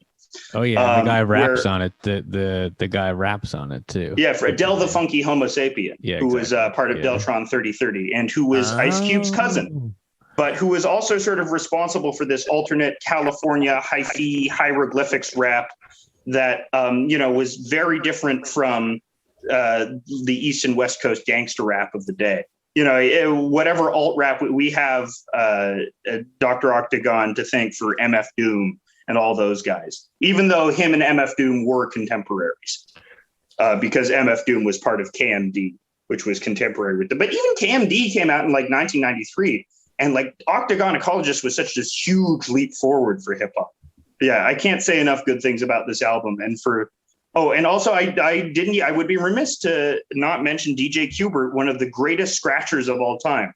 Like, if you like turntablism as an art, then you have to be down with Qbert, and he does amazing, astonishing technical bravura work on Dr. Octagon Ecologist. Can I ask you a question? Yes. Dr. Octagon, is it only do they have more than one album, or is it just one? There album? is more than one album under the Dr. Octagon title. The latest one, actually, which features the return of Dan the Automator Nakamura, is called Moose Bumps, which is a joke from the first album. But in between that time, in between 2018 and 1996, Kool Keith released some albums under the Dr. Octagon title that did not feature Nakamura and Qbert, to which Nakamura took some umbrage, but later said, look, Keith's a friend and he's trying to make money, so I don't really care in the end. But yeah, Kool Keith had many aliases, including Dr. Doom and Mr. Nogatco and Black Elvis and Black Elvis. So that was part of his bit too, is like very inspired by sort of P-Funk characters and other Afrofuturist stuff. And Sun Ra too. Owes a debt to Sun Ra as well in this taking on of this larger than life space character for himself. In college, you would say half shark alligator like once a day. And I just thought it was a thing that you said, that you came up with. Shark alligator half man, yeah. Yeah, you would march around saying that, and that would be like, drinking my 18th beer, being like, right on, you said it again. Whatever you're saying it again. You said it twice. I never heard you say that. I don't think I ever heard that. So that's my number 2 is Dr. Octagon, which represents the combination of Kool Keith, Dan the Automator, and DJ Qbert, whose respective discographies you should also check out. But the favorite album is Dr. Octagon Ecologist, which is a perfect album in my view. Dorian, who's your number 2? Oh, okay, great. Very exciting time for me. Who is my number 2? How should I do? What am I going to do with this decision? I'm going to put my number 2 as Steely Dan. Yeah. What? Oh, man. No, that's great. I'm That's sensing great. we might have our first convergence. We have our first convergence, but I that's don't great want to because it ruin means- anything. It's okay if we do. We can discuss the convergence when we get to it. Yes. I expected as the numbers get tighter, I think that it's more likely to have a convergence. Right. Mhm. Yeah. Anyway, Dorian, what do you like about Steely Dan? Who were Steely Dan, Dorian? Yeah, who are they to you? What do I like about them? I mean, so first of all their albums are good, which was something Yes. that I sort of waited. Well, even post Gaucho. I don't count. That's the thing. I'm glad you said that. Thank you for bringing that up. yes. I just think that those. The answer is yes. Yeah, but the answer is actually no. They're kind of separate. Like they're so separate, and It's a even different though, thing. Yes. even though Two Against Nature won a Grammy inexplicably, which is extremely confusing. Or several Grammys, I think. Do you like Kid A that much? No, I don't like Kid A. That Did they much. win? Neither of them Was that the deserve. year they won? Neither of Yes, them deserve that was to what win. was it, Yeah, they it was beat a- Kid True A. Against Nature is a better album than Kid A. I'm That's just so funny. They beat There we Kid go, A. baby. They beat Kid A and they beat what else? Eminem? Eminem. Well, Eminem Yeah, probably that's should've why won. people get pissed. Yeah, at Eminem least. should have probably won. Better album. Which one? What? Marshall Mathers LP. Yeah. Oh, are you kidding me? Of course that should have. Yeah, won. it's better than It's Two a better Against Nature. album than Two It's Against better than Nature. Kid A. No, Oh, the but ranking goes Marshall Mathers LP, Two Against Nature, and Kid A. I would put. Interesting. I would maybe go Kid A, Marshall, and what's it called? But it's close. So like, shit. I'm sorry. So a cool thing about Steely Dan, like very, very good spirit. Just you can hear it through all the songs. I would love to kick heroin to that music. It's very comforting. It's very like. I can put it on in the background. I can pay attention to it. Like I can think about it this way. I can think about it that way. I mean, like You can You know. chase the dragon to it. it's just crazy. And so many different albums, such a cool evolution. Some cool live stuff. I mean, forget it. They've just remained oddly relevant, like forever. Oh yeah, They're Black like Cow they gets sampled in hip hop all the time. it's like they operate completely outside of like all the rules. They're just beyond reproach to me at all times. Like they're never really corny. It's never really like ironic, although perhaps some people would say otherwise. It's like, it's good to go, man, for me. So like all their albums are good. Favorite album like these days, I've kind of been saying Asia these days, but Nice. Asia's so fucking good. Gaucho's a close to though. Wow. And Royal Scam is 3. Gordon is holding up his 33 1/3 of Asia. Who's it written by? What's the thesis of the book? This is Don Breerherp. And he's got a crazy last name. It's fantastic. They go through a whole played on everything. If you like the Asia documentary that there is, the book really dives into all the stuff that they sort of left out of that Asia making of video documentary that you can watch on YouTube and on VHS like I have 1,000 times. Great piece of trivia about Asia. You know who designed the album cover? Not Phil Hartman, if that's what you're about to tell me. Gordon and I had a long discussion about It's this wrong. recently. It's wrong. It's wrong. That's Gordon says it's apocryphal. wrong. I It's said wrong. some say it's right, some Wrong. say it's wrong. You can find sources saying I don't know where that came from. That's wrong. And then It's- I think Okay. on the Wikipedia they say it was right. Yeah, you can't always trust Wikipedia, unfortunately. Potentially Don't tell apocryphal me that. story that Phil Hartman was the one who designed the cover for Asia, the I think he classic might have. Steely Dan album. It's some Japanese dude who took the photo. It's the model. I'm on like 4 Steely Dan Facebook groups. This came up recently. And it is not true. It is just like the dude who I know who was on there who knows everything. He was like, no, not true. Okay. I'm glad we could take this down because this is a persistent myth Yes. in Steely Dan mythology, in the Yes. Dan universe. Yes. The Daniverse. Oh, yeah, the Daniverse, yeah. We're doing some evangelizing here.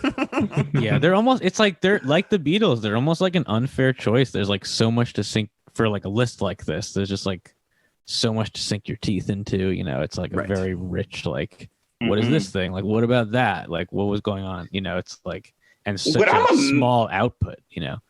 I'm in awe of people that, because I only just got Steely Dan. Like I turned 30 and it just made sense. It all made sense. And it was amazing that these like 23-year-old heroin addicted guys were just making the music for jaded 30-year-olds. No, it's for older than that. I mean, you have to reach a certain age, and even I didn't like Steely Dan in college. I got shit for it because, you know, we all went to where they went to school, and all three of you guys went to Bard. Yeah, we all went to Bard College, and I don't know, dude. They're like the quintessential Bard students because like they're kind of like the guys being like, this is like a phony pseudo hippie like fake city kid school. Like they actually said that in interviews, so it's like they kind of got that, and like Showbiz Kids is about that. Showbiz Kids is about the same rich Manhattanites with Bolex cameras that we know, you know. But what I was saying was that I had to like reach a certain maturity until I got Steely Dan. And that was like when I finally, you know, I retired at around 27 and I got a Miata, which is what, you know, generally if you have to be 55 for that. But my dumb dad, sorry, Dad, if you're listening, you're not dumb. I love you. He gave me a Miata because he couldn't drive it anymore. And I listened to that song Kings. Which that's when I fell in love with Steely Dan. I was like, hell yeah. I love English history. And I feel like I just retired. And I got Steely Dan. Right? Kings, let me just say, somebody made like an animated video to describe what the lyrics are. And does like a whole animation of like the ring and everything like that. That is definitely worth checking out. It made me appreciate the song 20 times more than I already did. Wow. I'm going to check that out. Dude, all their songs are good. It's like, I would definitely kick heroin to that. Except for East Street Toodaloo or whatever the hell that's really sick. Maligned one. But I like that one because that's so cool. Look at all our great studio musicians. Look what we can make. We can make our studio musicians do really rapid lines. Look at what we can do. Well, Toodaloo is like kind of the more plodding Ellington one, I think, right? And yes, exactly. That's Walter Becker, who was like famously not so sick at guitar because they always hired session guys. I believe played lead guitar on that one with the wah wah pedal. Like wow wow wow wow on Pretzel Logic. I see. All right, just kind of cool. But I don't know, man. Anyway, like the quintessential like Bard students, I would have wanted to have been friends with. I think, you know. Yeah, because where everyone was listening to hippie shit, where everyone was listening to 60s psychedelic music, they were all just in black turtlenecks, like smoking endless cigarettes and listening to bebop. Yeah, sign me up for that. I don't know. I think I tried that, and I'm still here. So I guess I didn't do it the right way. Their band with Chevy Chase was called the Leather Canary. That's what they say. That is true. That is not apocryphal. Absolutely. I've also heard it called the Bad Jazz Band. It is the Bad Jazz Band. I've heard it be referred to as that as well, though, in lore about them.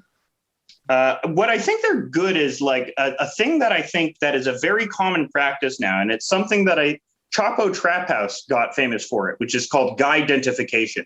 Identifying different types of weird guys, because Steely Dan songs are frequently from the perspectives of. There's another great podcast on Junk Filter. Jesse Hawkins' Junk Filter podcast recently did an episode called Dan Pilled, which is great. Check it out if you haven't checked it out. We will. There's this sort of. Is that about Steely Dan specifically, sort of? Yeah, it's about Steely. It's about evangelizing. It's about you should get Dan Pilled. Dan is the best. But yeah, this like the character that they inhabit in the song Deacon Blues. So it's like the series of epic losers, as they call them. Totally. A series of incredibly unique and specific epic losers, like the type you'd find in a Softy Brothers movie. Like they were writing songs about the characters from Good Time before Good Time even existed. You know, they feel like that sort of dirtbag character that appears in a Steely Dan song. Although Steely Dan maybe is associated less with like sort of the rough and tumble crime of like of a Softy Brothers character, and maybe more of like a decadent Jordan Belfort from Wolf of Wall Street type thing, where you know you're doing cocaine on a boat Right. I mean, Right. their lyrics are amazing. I mean, it's most often, I think, in critical circles compared to like Pinchin or whatever that guy's name is. But the opening line of Deacon Blue, "This is the era of the expanding man," is like, whoa. Yeah, but I don't even like line. I don't even like the Pinchin. I don't even like Pinchin. I mean, Steely Dan's lyrics are sick. Like they're very good. Yeah, I think better they're than better. Pinchin. I completely agree, because what is it? What am I supposed to? It's not really fascist. I don't think you can really get Dan pilled. Actually, it's not really like fascist rock. It doesn't mean Dan Pill doesn't mean fascism. It doesn't, but it doesn't manipulate. I just feel that it doesn't really manipulate you. It keeps you kind of open to like ambiguity and like weird shit, and that's like what is very cool about getting into them. Is like you're constantly like, I don't know what you're saying, really. Yeah, like, it dares you to fall in love with the bad characters they represent. And also that, which is great. I've heard Fagan say he can picture the room that the character is sitting in. Yeah, of all his songs. It's a nice little. That's a very important. That's good because that's an important part of Dan is their incredible sense of mise en scène that they iterate through a song. Gordon, are they your number two? Or are they your number one? They might be my number one, but we'll see when we get there. We can come back to them if they're your number one. Who's your number two? They're my number one, absolutely. Okay, yeah. But my number two is Philadelphia's own Mr. Todd Rundgren. Yeah. Whoa, that's a great choice. I love Todd so much. My goodness, where do I begin? Todd Rundgren, if you don't know who he is a guy who is a producer, most very famously, and he produced the Bad Outta Hell record and a bunch of other stuff that's sort of bigger than him as a solo artist kind of thing. But the Todd Rundgren album, A Wizard, a True Star, when I heard that one for the very first time, that really blew my mind. And it was at a time when, sort of garage band was coming out, Macs were making, creative stuff so easily obtainable, to make with your garage bands and your iMovies and all that sort of stuff. And, learning about Todd and how he did it all himself kind of thing. And, definitely pulled from people like the Beatles or the Beach Boys or whoever, the really great guys. So he's like I was saying before, like all the other artists I had on here, they all kind of rip from the Beatles. They all kind of take from the Beatles. And Todd's a great example of that. His band Utopia put together that album that actually made Mark David Chapman go kill John Lennon. They great claim to fame. Is that true? Yeah. Which it made him. You're not gonna find that in any history book, I'll tell you that. But this is an exclusive right here. They have an album called it's supposed, like, all the songs sound like Beatles tunes and the lyrics are kind of like changed around and stuff. And I Just Want to Touch You. Right, exactly. That's, you know what I mean? That's funny. You see, this is pre or post Ruddles, and I'm not sure.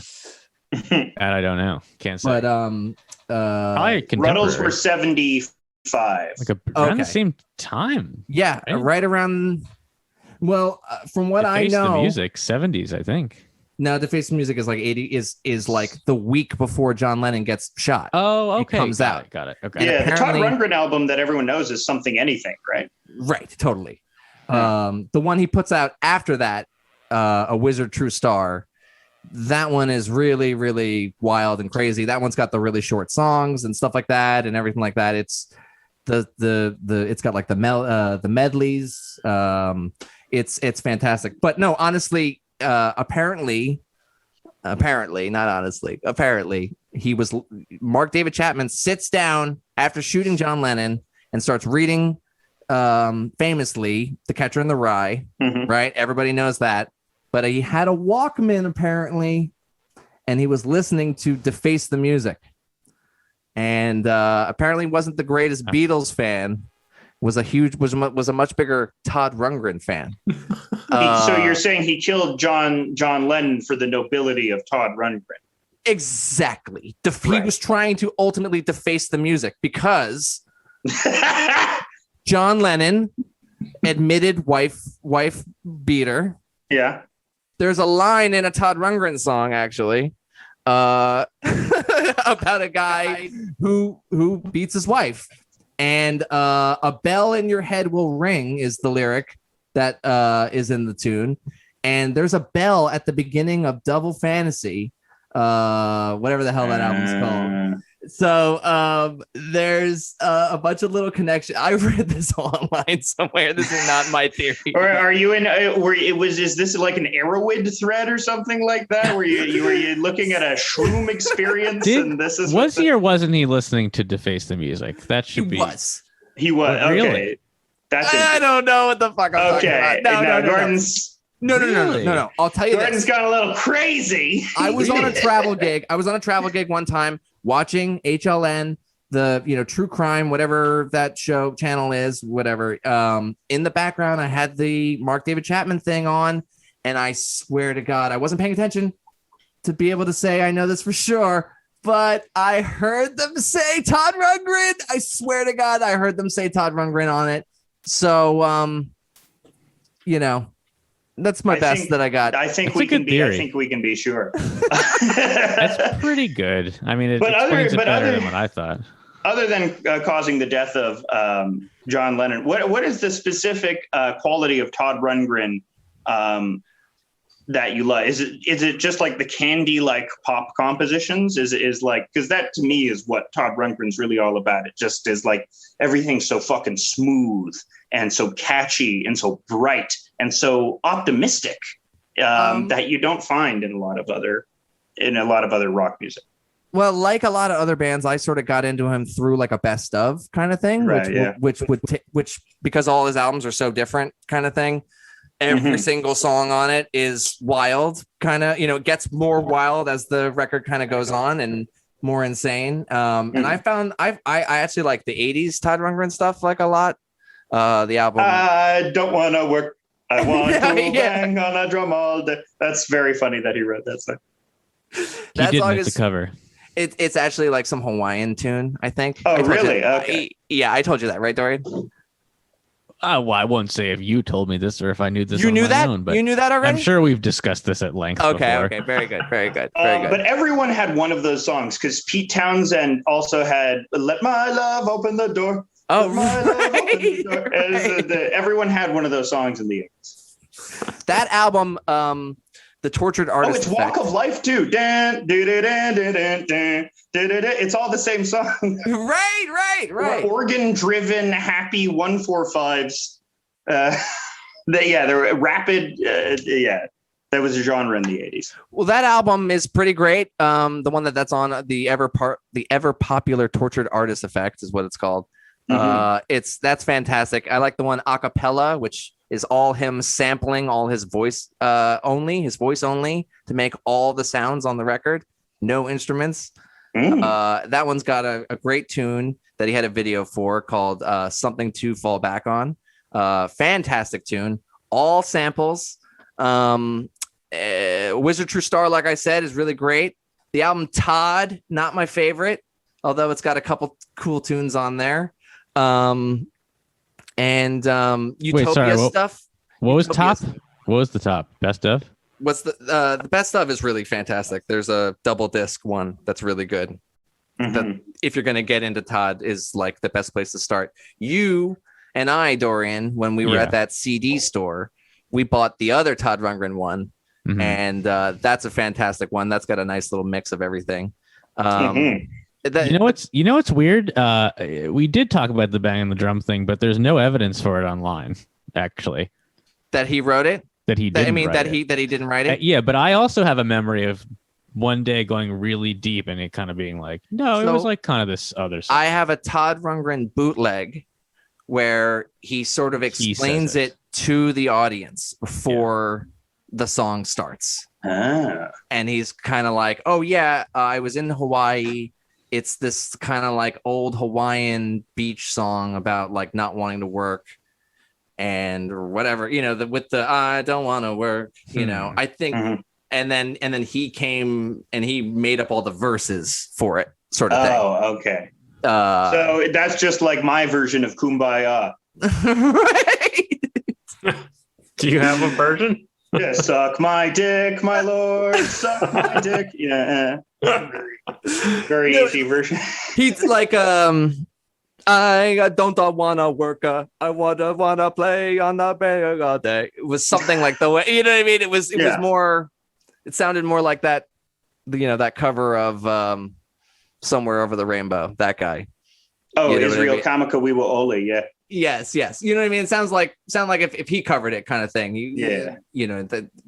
So it was Polynesian music. It was originally a Polynesian music. Exactly. Very good.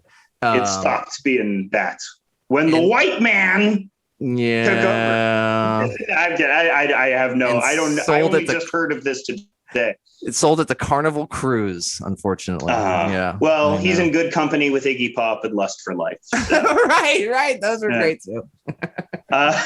They kind of look the same now too, in a weird way. We're almost home. We're at number one. Who are your number ones? Steven, who's your number one? I'm so glad that Gordon picked Todd Rundgren because he is sort of indirectly how I got into my number one pick because he produced one of their albums. Todd Rundgren also, I think, worked for the band. So that's another tie-in. He did some production for the band. But Todd Rundgren produced XTC's Skylarking.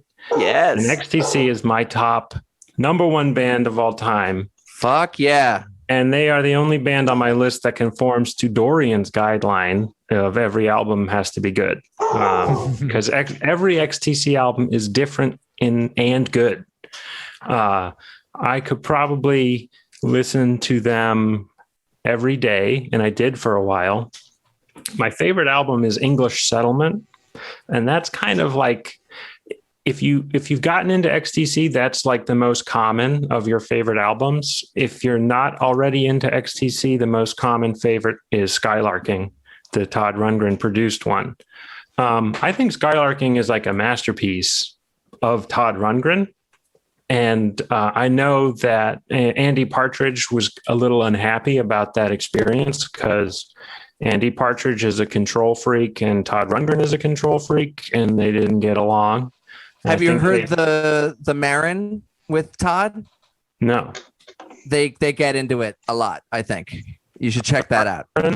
Give you a lot of XT, give you a nice perspective of just how much they hate each other. Right. Yeah, I mean, everyone hates Todd. It seems like everyone hates that guy for some reason. Well, it's hard. It's hard when you're a genius. Basically, you're gonna be. Yeah, exactly. I once went to a concert and he was singing the words. I was singing the words too loud, and he said, "You know all the words to bang on the drum all day, don't you?" What a fucking dick! Oh man. So XTC has an interesting story because they had to stop touring.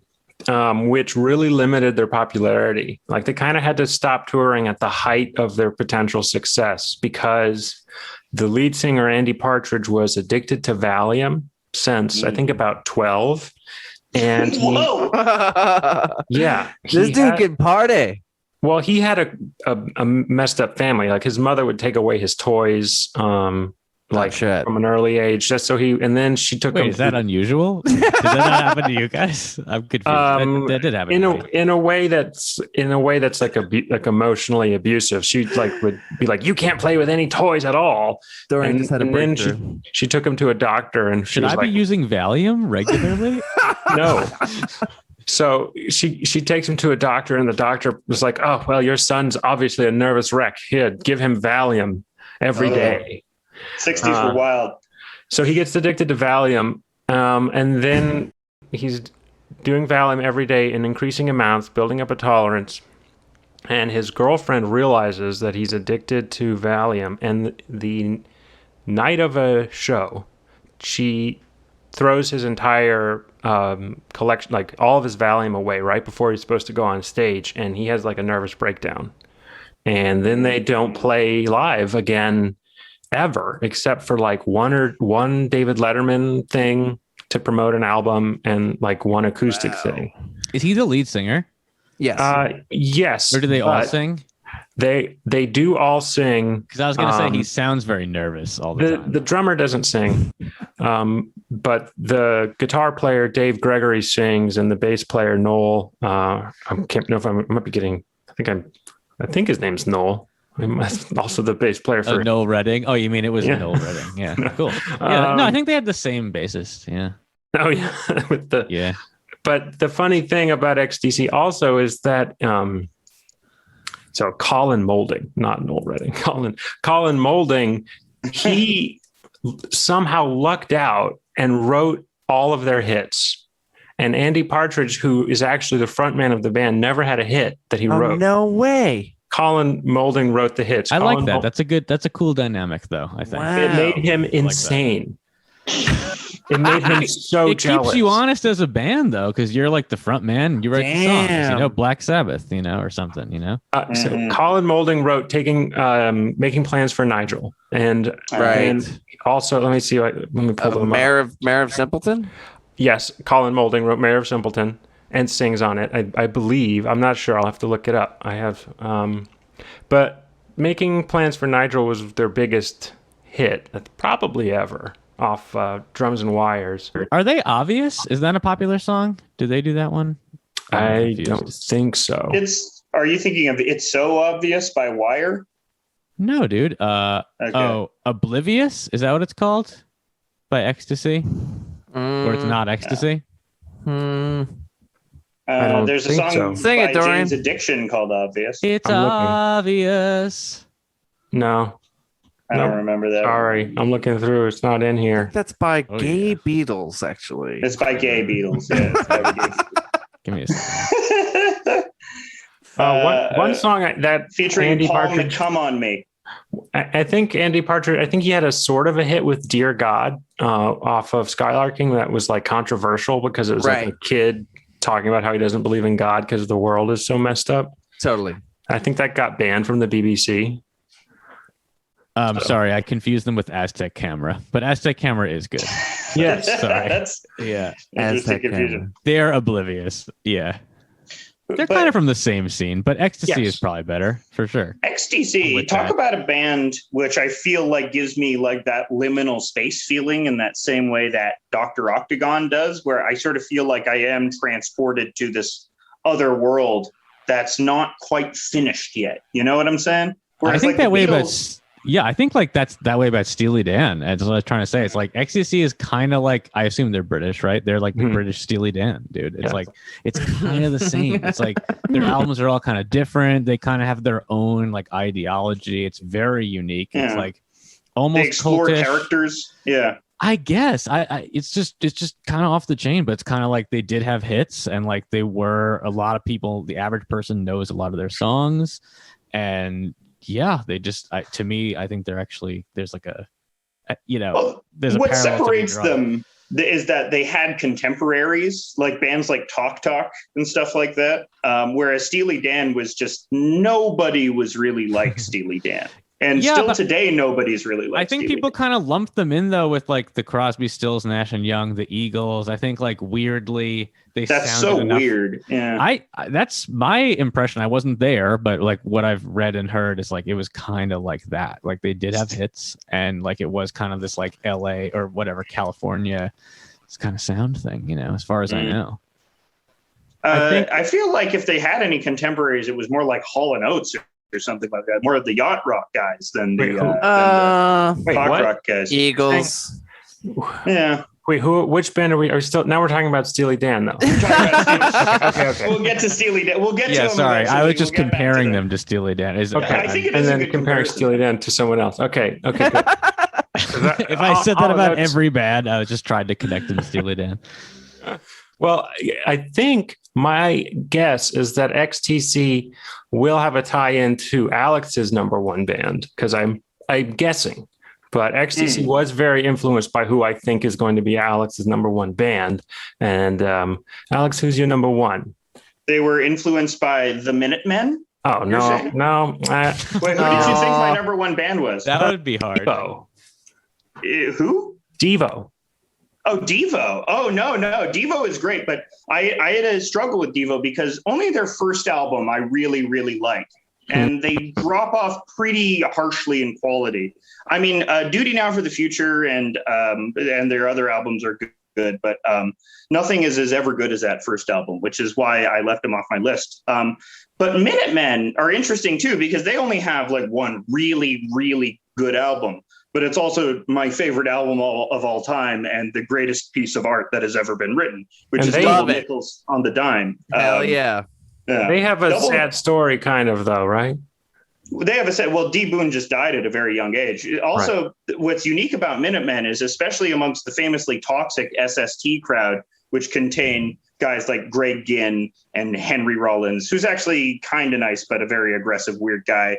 And even Husker Du, who are all like very nice guys, but very erratic personalities. The Minutemen were like the nicest, most stable guys on earth.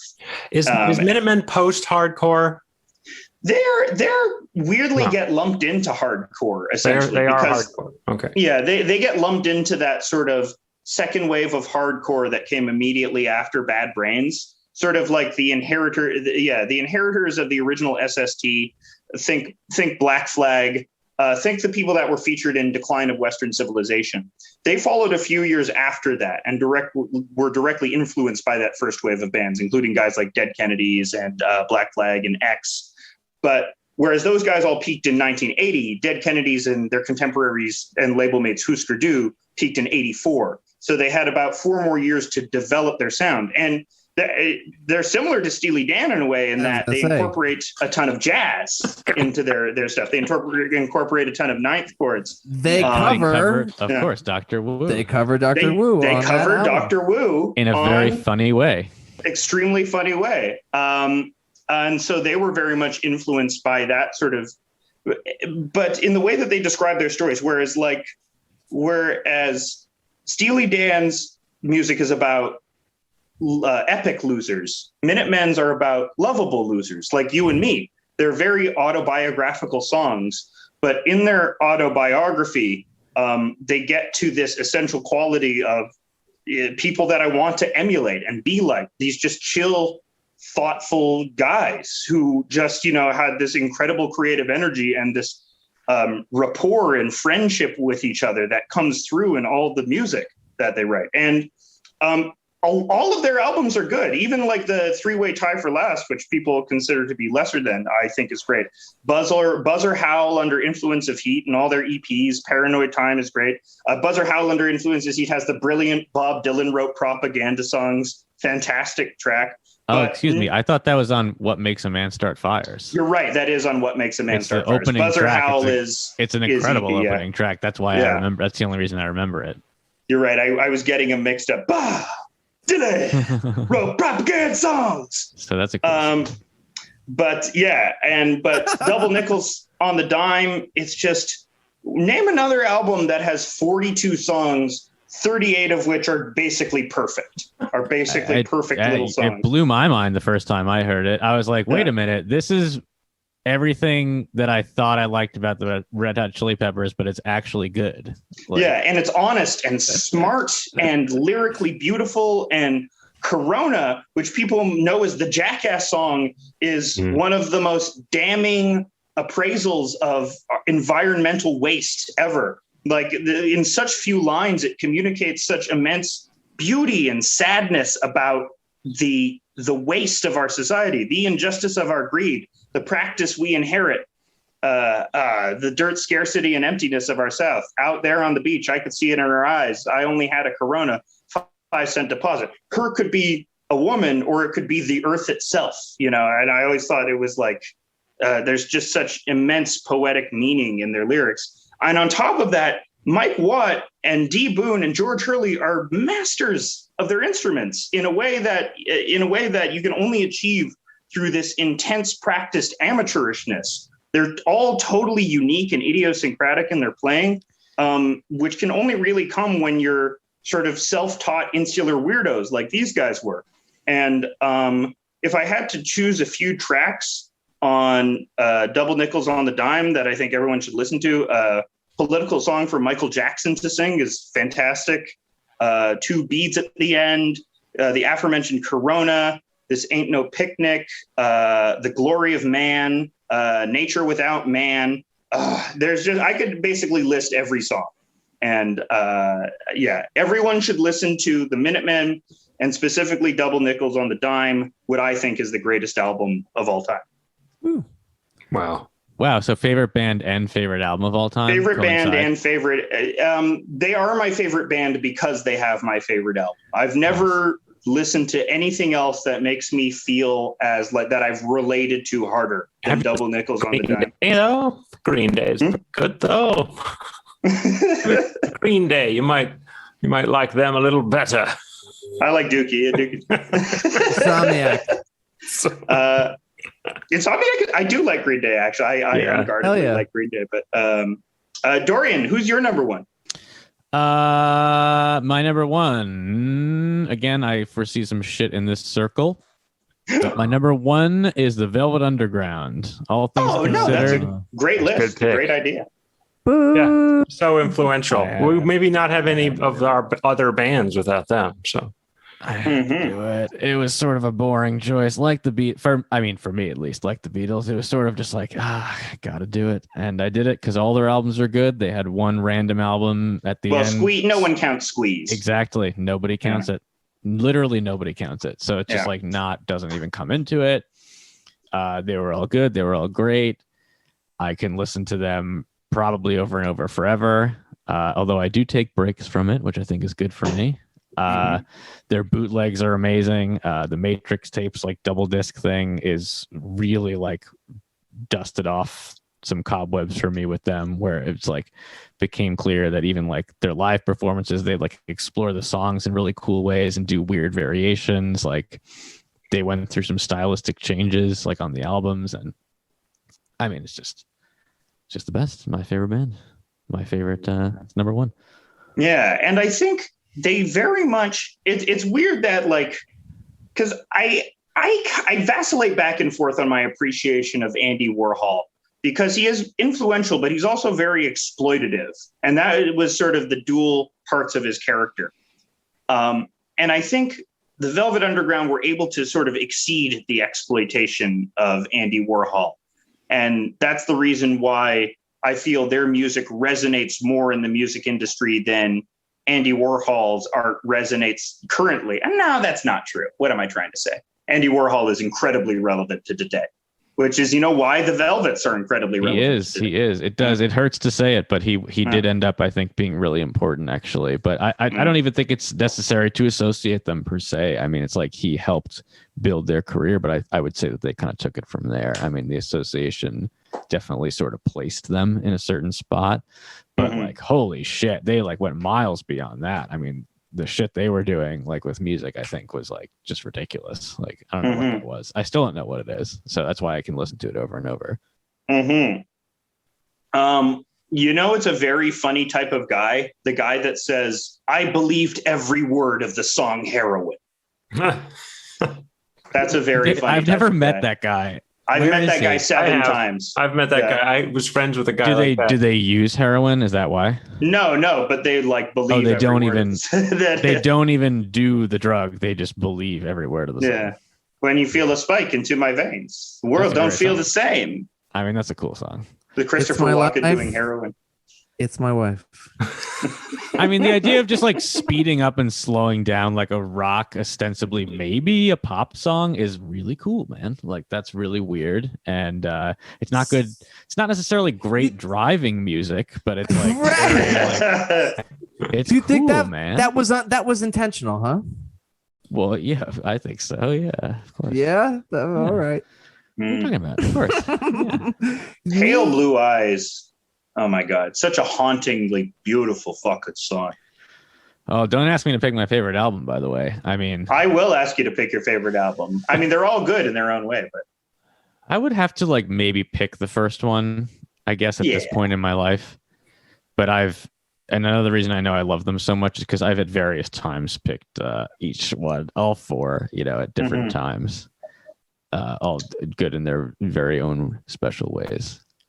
I really like, which is the one that ends with After Hours? Is that the self-titled?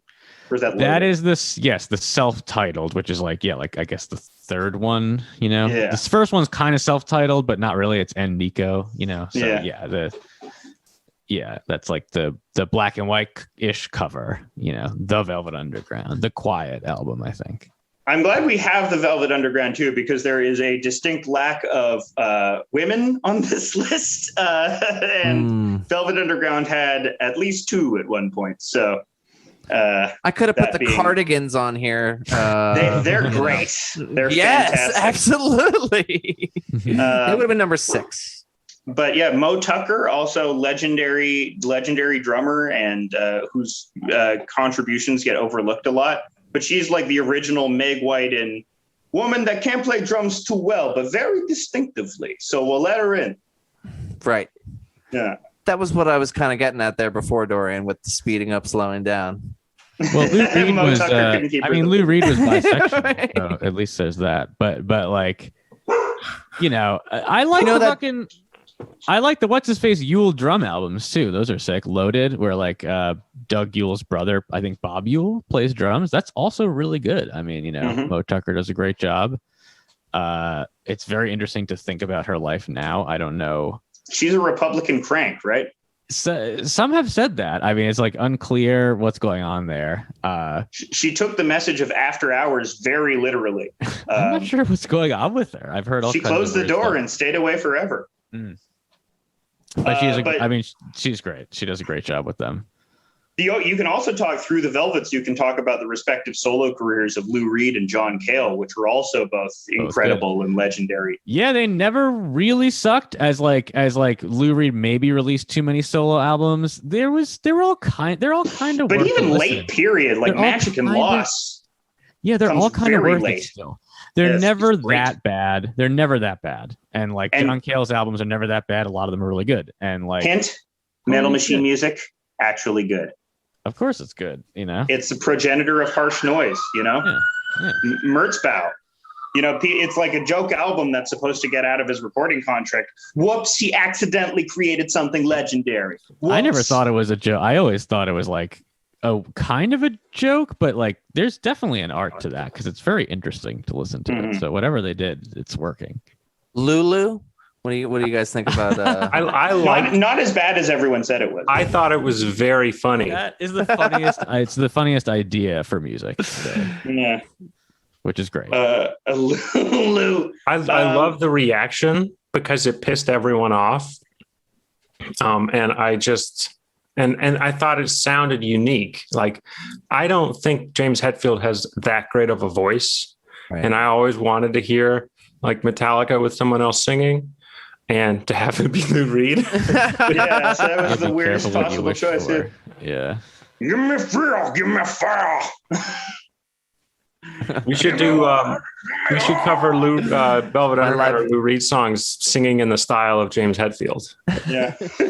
And all the That's color what- girls go next, shoot. yeah. Doop, doop, doop, doop, doop. That's what's next. I I'm think just a prophet, yeah. That's what's next. John Cale and Mo Tucker, I think, still alive. Maybe Doug Yule, Yeah. presumably still alive. Sterling Morrison, I think, dead. Yeah. Unfortunately, but they could go on with James Hetfield. They could do a reverse ooh, like Ulul, like it called Ulul, Ooh, yeah. and that would be cool. So I like that idea very much.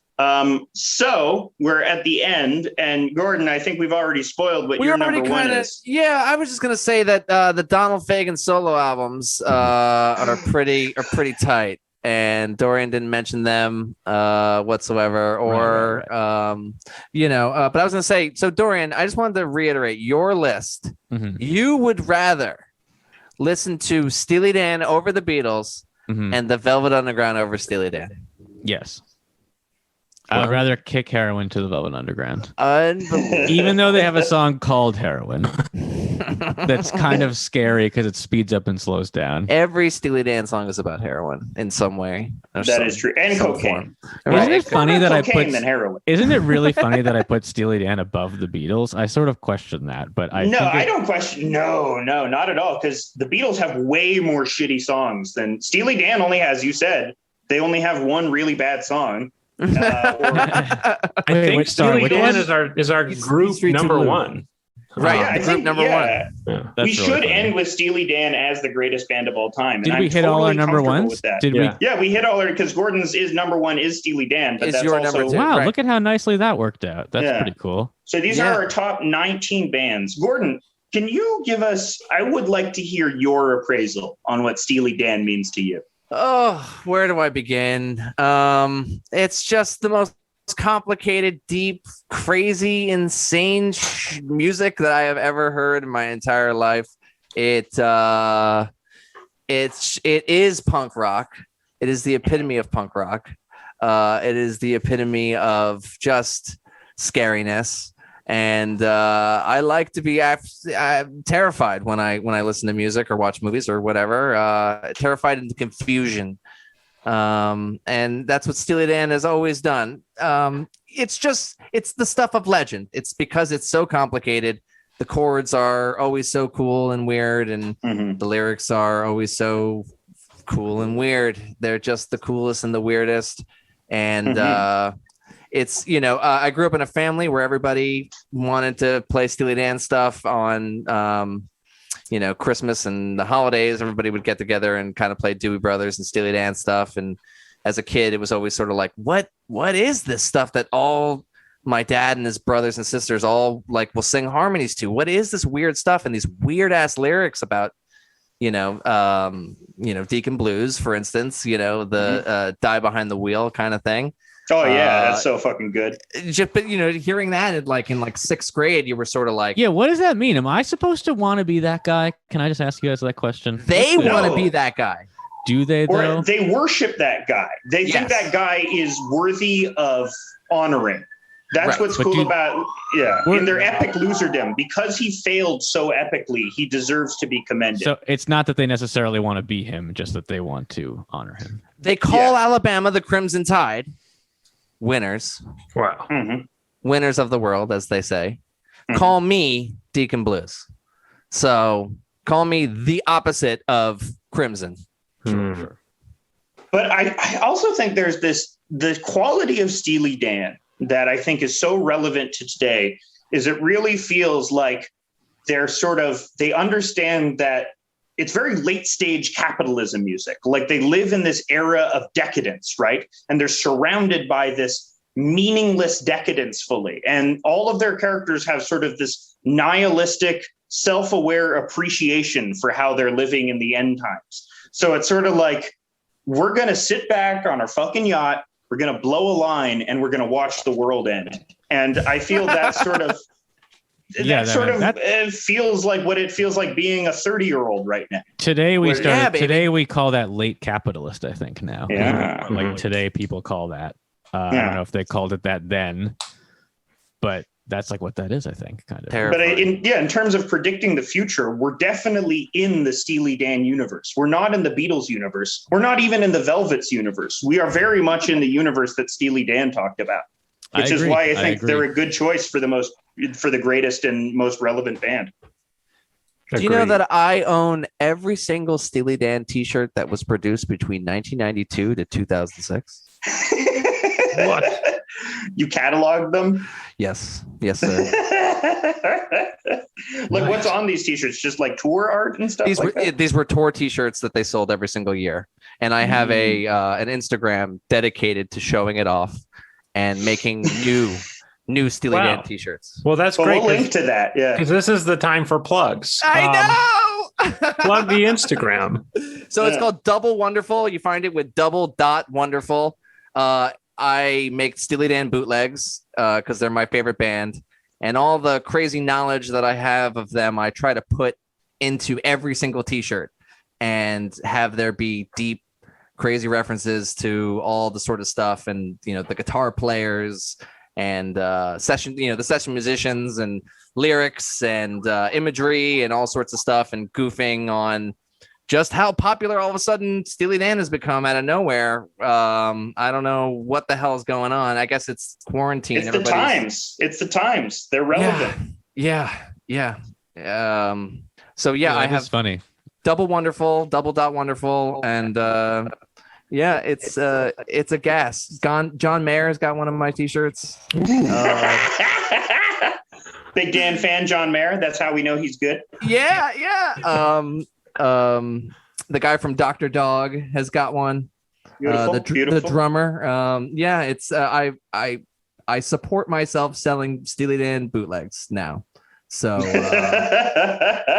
I can't thank my audience enough. And yeah, check it out. Double wonderful. Excellent. Double wonderful. Dorian, do you have any plugs, Dorian? No, I'm not really on social media these days. Well, you want to plug a project or something or anything, or just, I'll plug for Dorian. Dorian's band is really good. It's called Darian Rectangle, and you should go listen to it on Spotify. It's really good.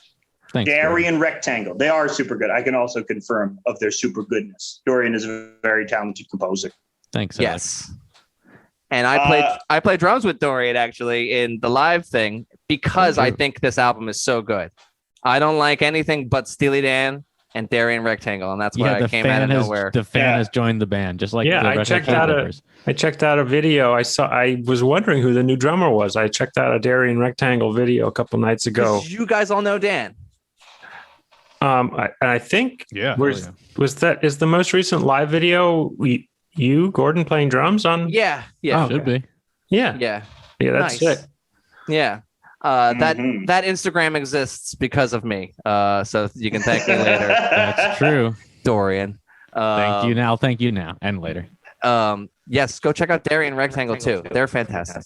Yeah, Darian Rectangle is our 20th best band. They make up number 20. So they will be on. We will plug that as well. This has been our top 19 music bands.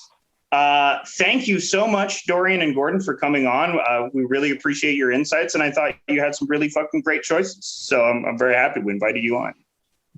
Yeah, it was an absolute pleasure. I love podcasts so much. I love your podcast, and I'm so happy to be here.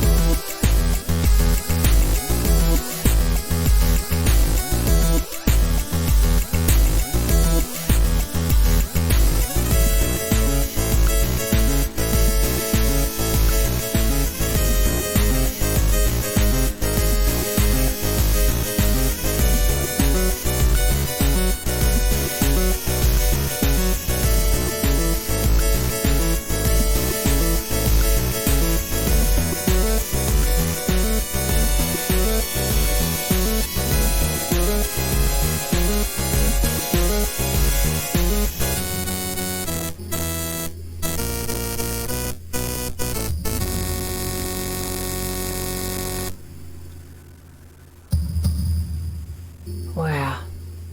You made it to the very end of the episode, even beyond the theme music, in a land that no one ever gets their ears reaching. And this is the time for me, the editor, Crooks McShank, to just come in and offer an apology for the recording quality of this episode. See, sometimes the tubes the government lays down that make that internet happen just get blocked up by some trees or roots. It makes the connection garbled. Makes my job hard. And I do the best I can, but these boys pay me only maybe one can of beer a week. And I feel like I'm at the bottom of a big hole. I can barely see the light at the top of the hole and the trees glimmering against the starlight. The best that I can do is the best that I can do. If that's not good enough, then maybe these walls that hold the dirt above my head should just cave in on top of me.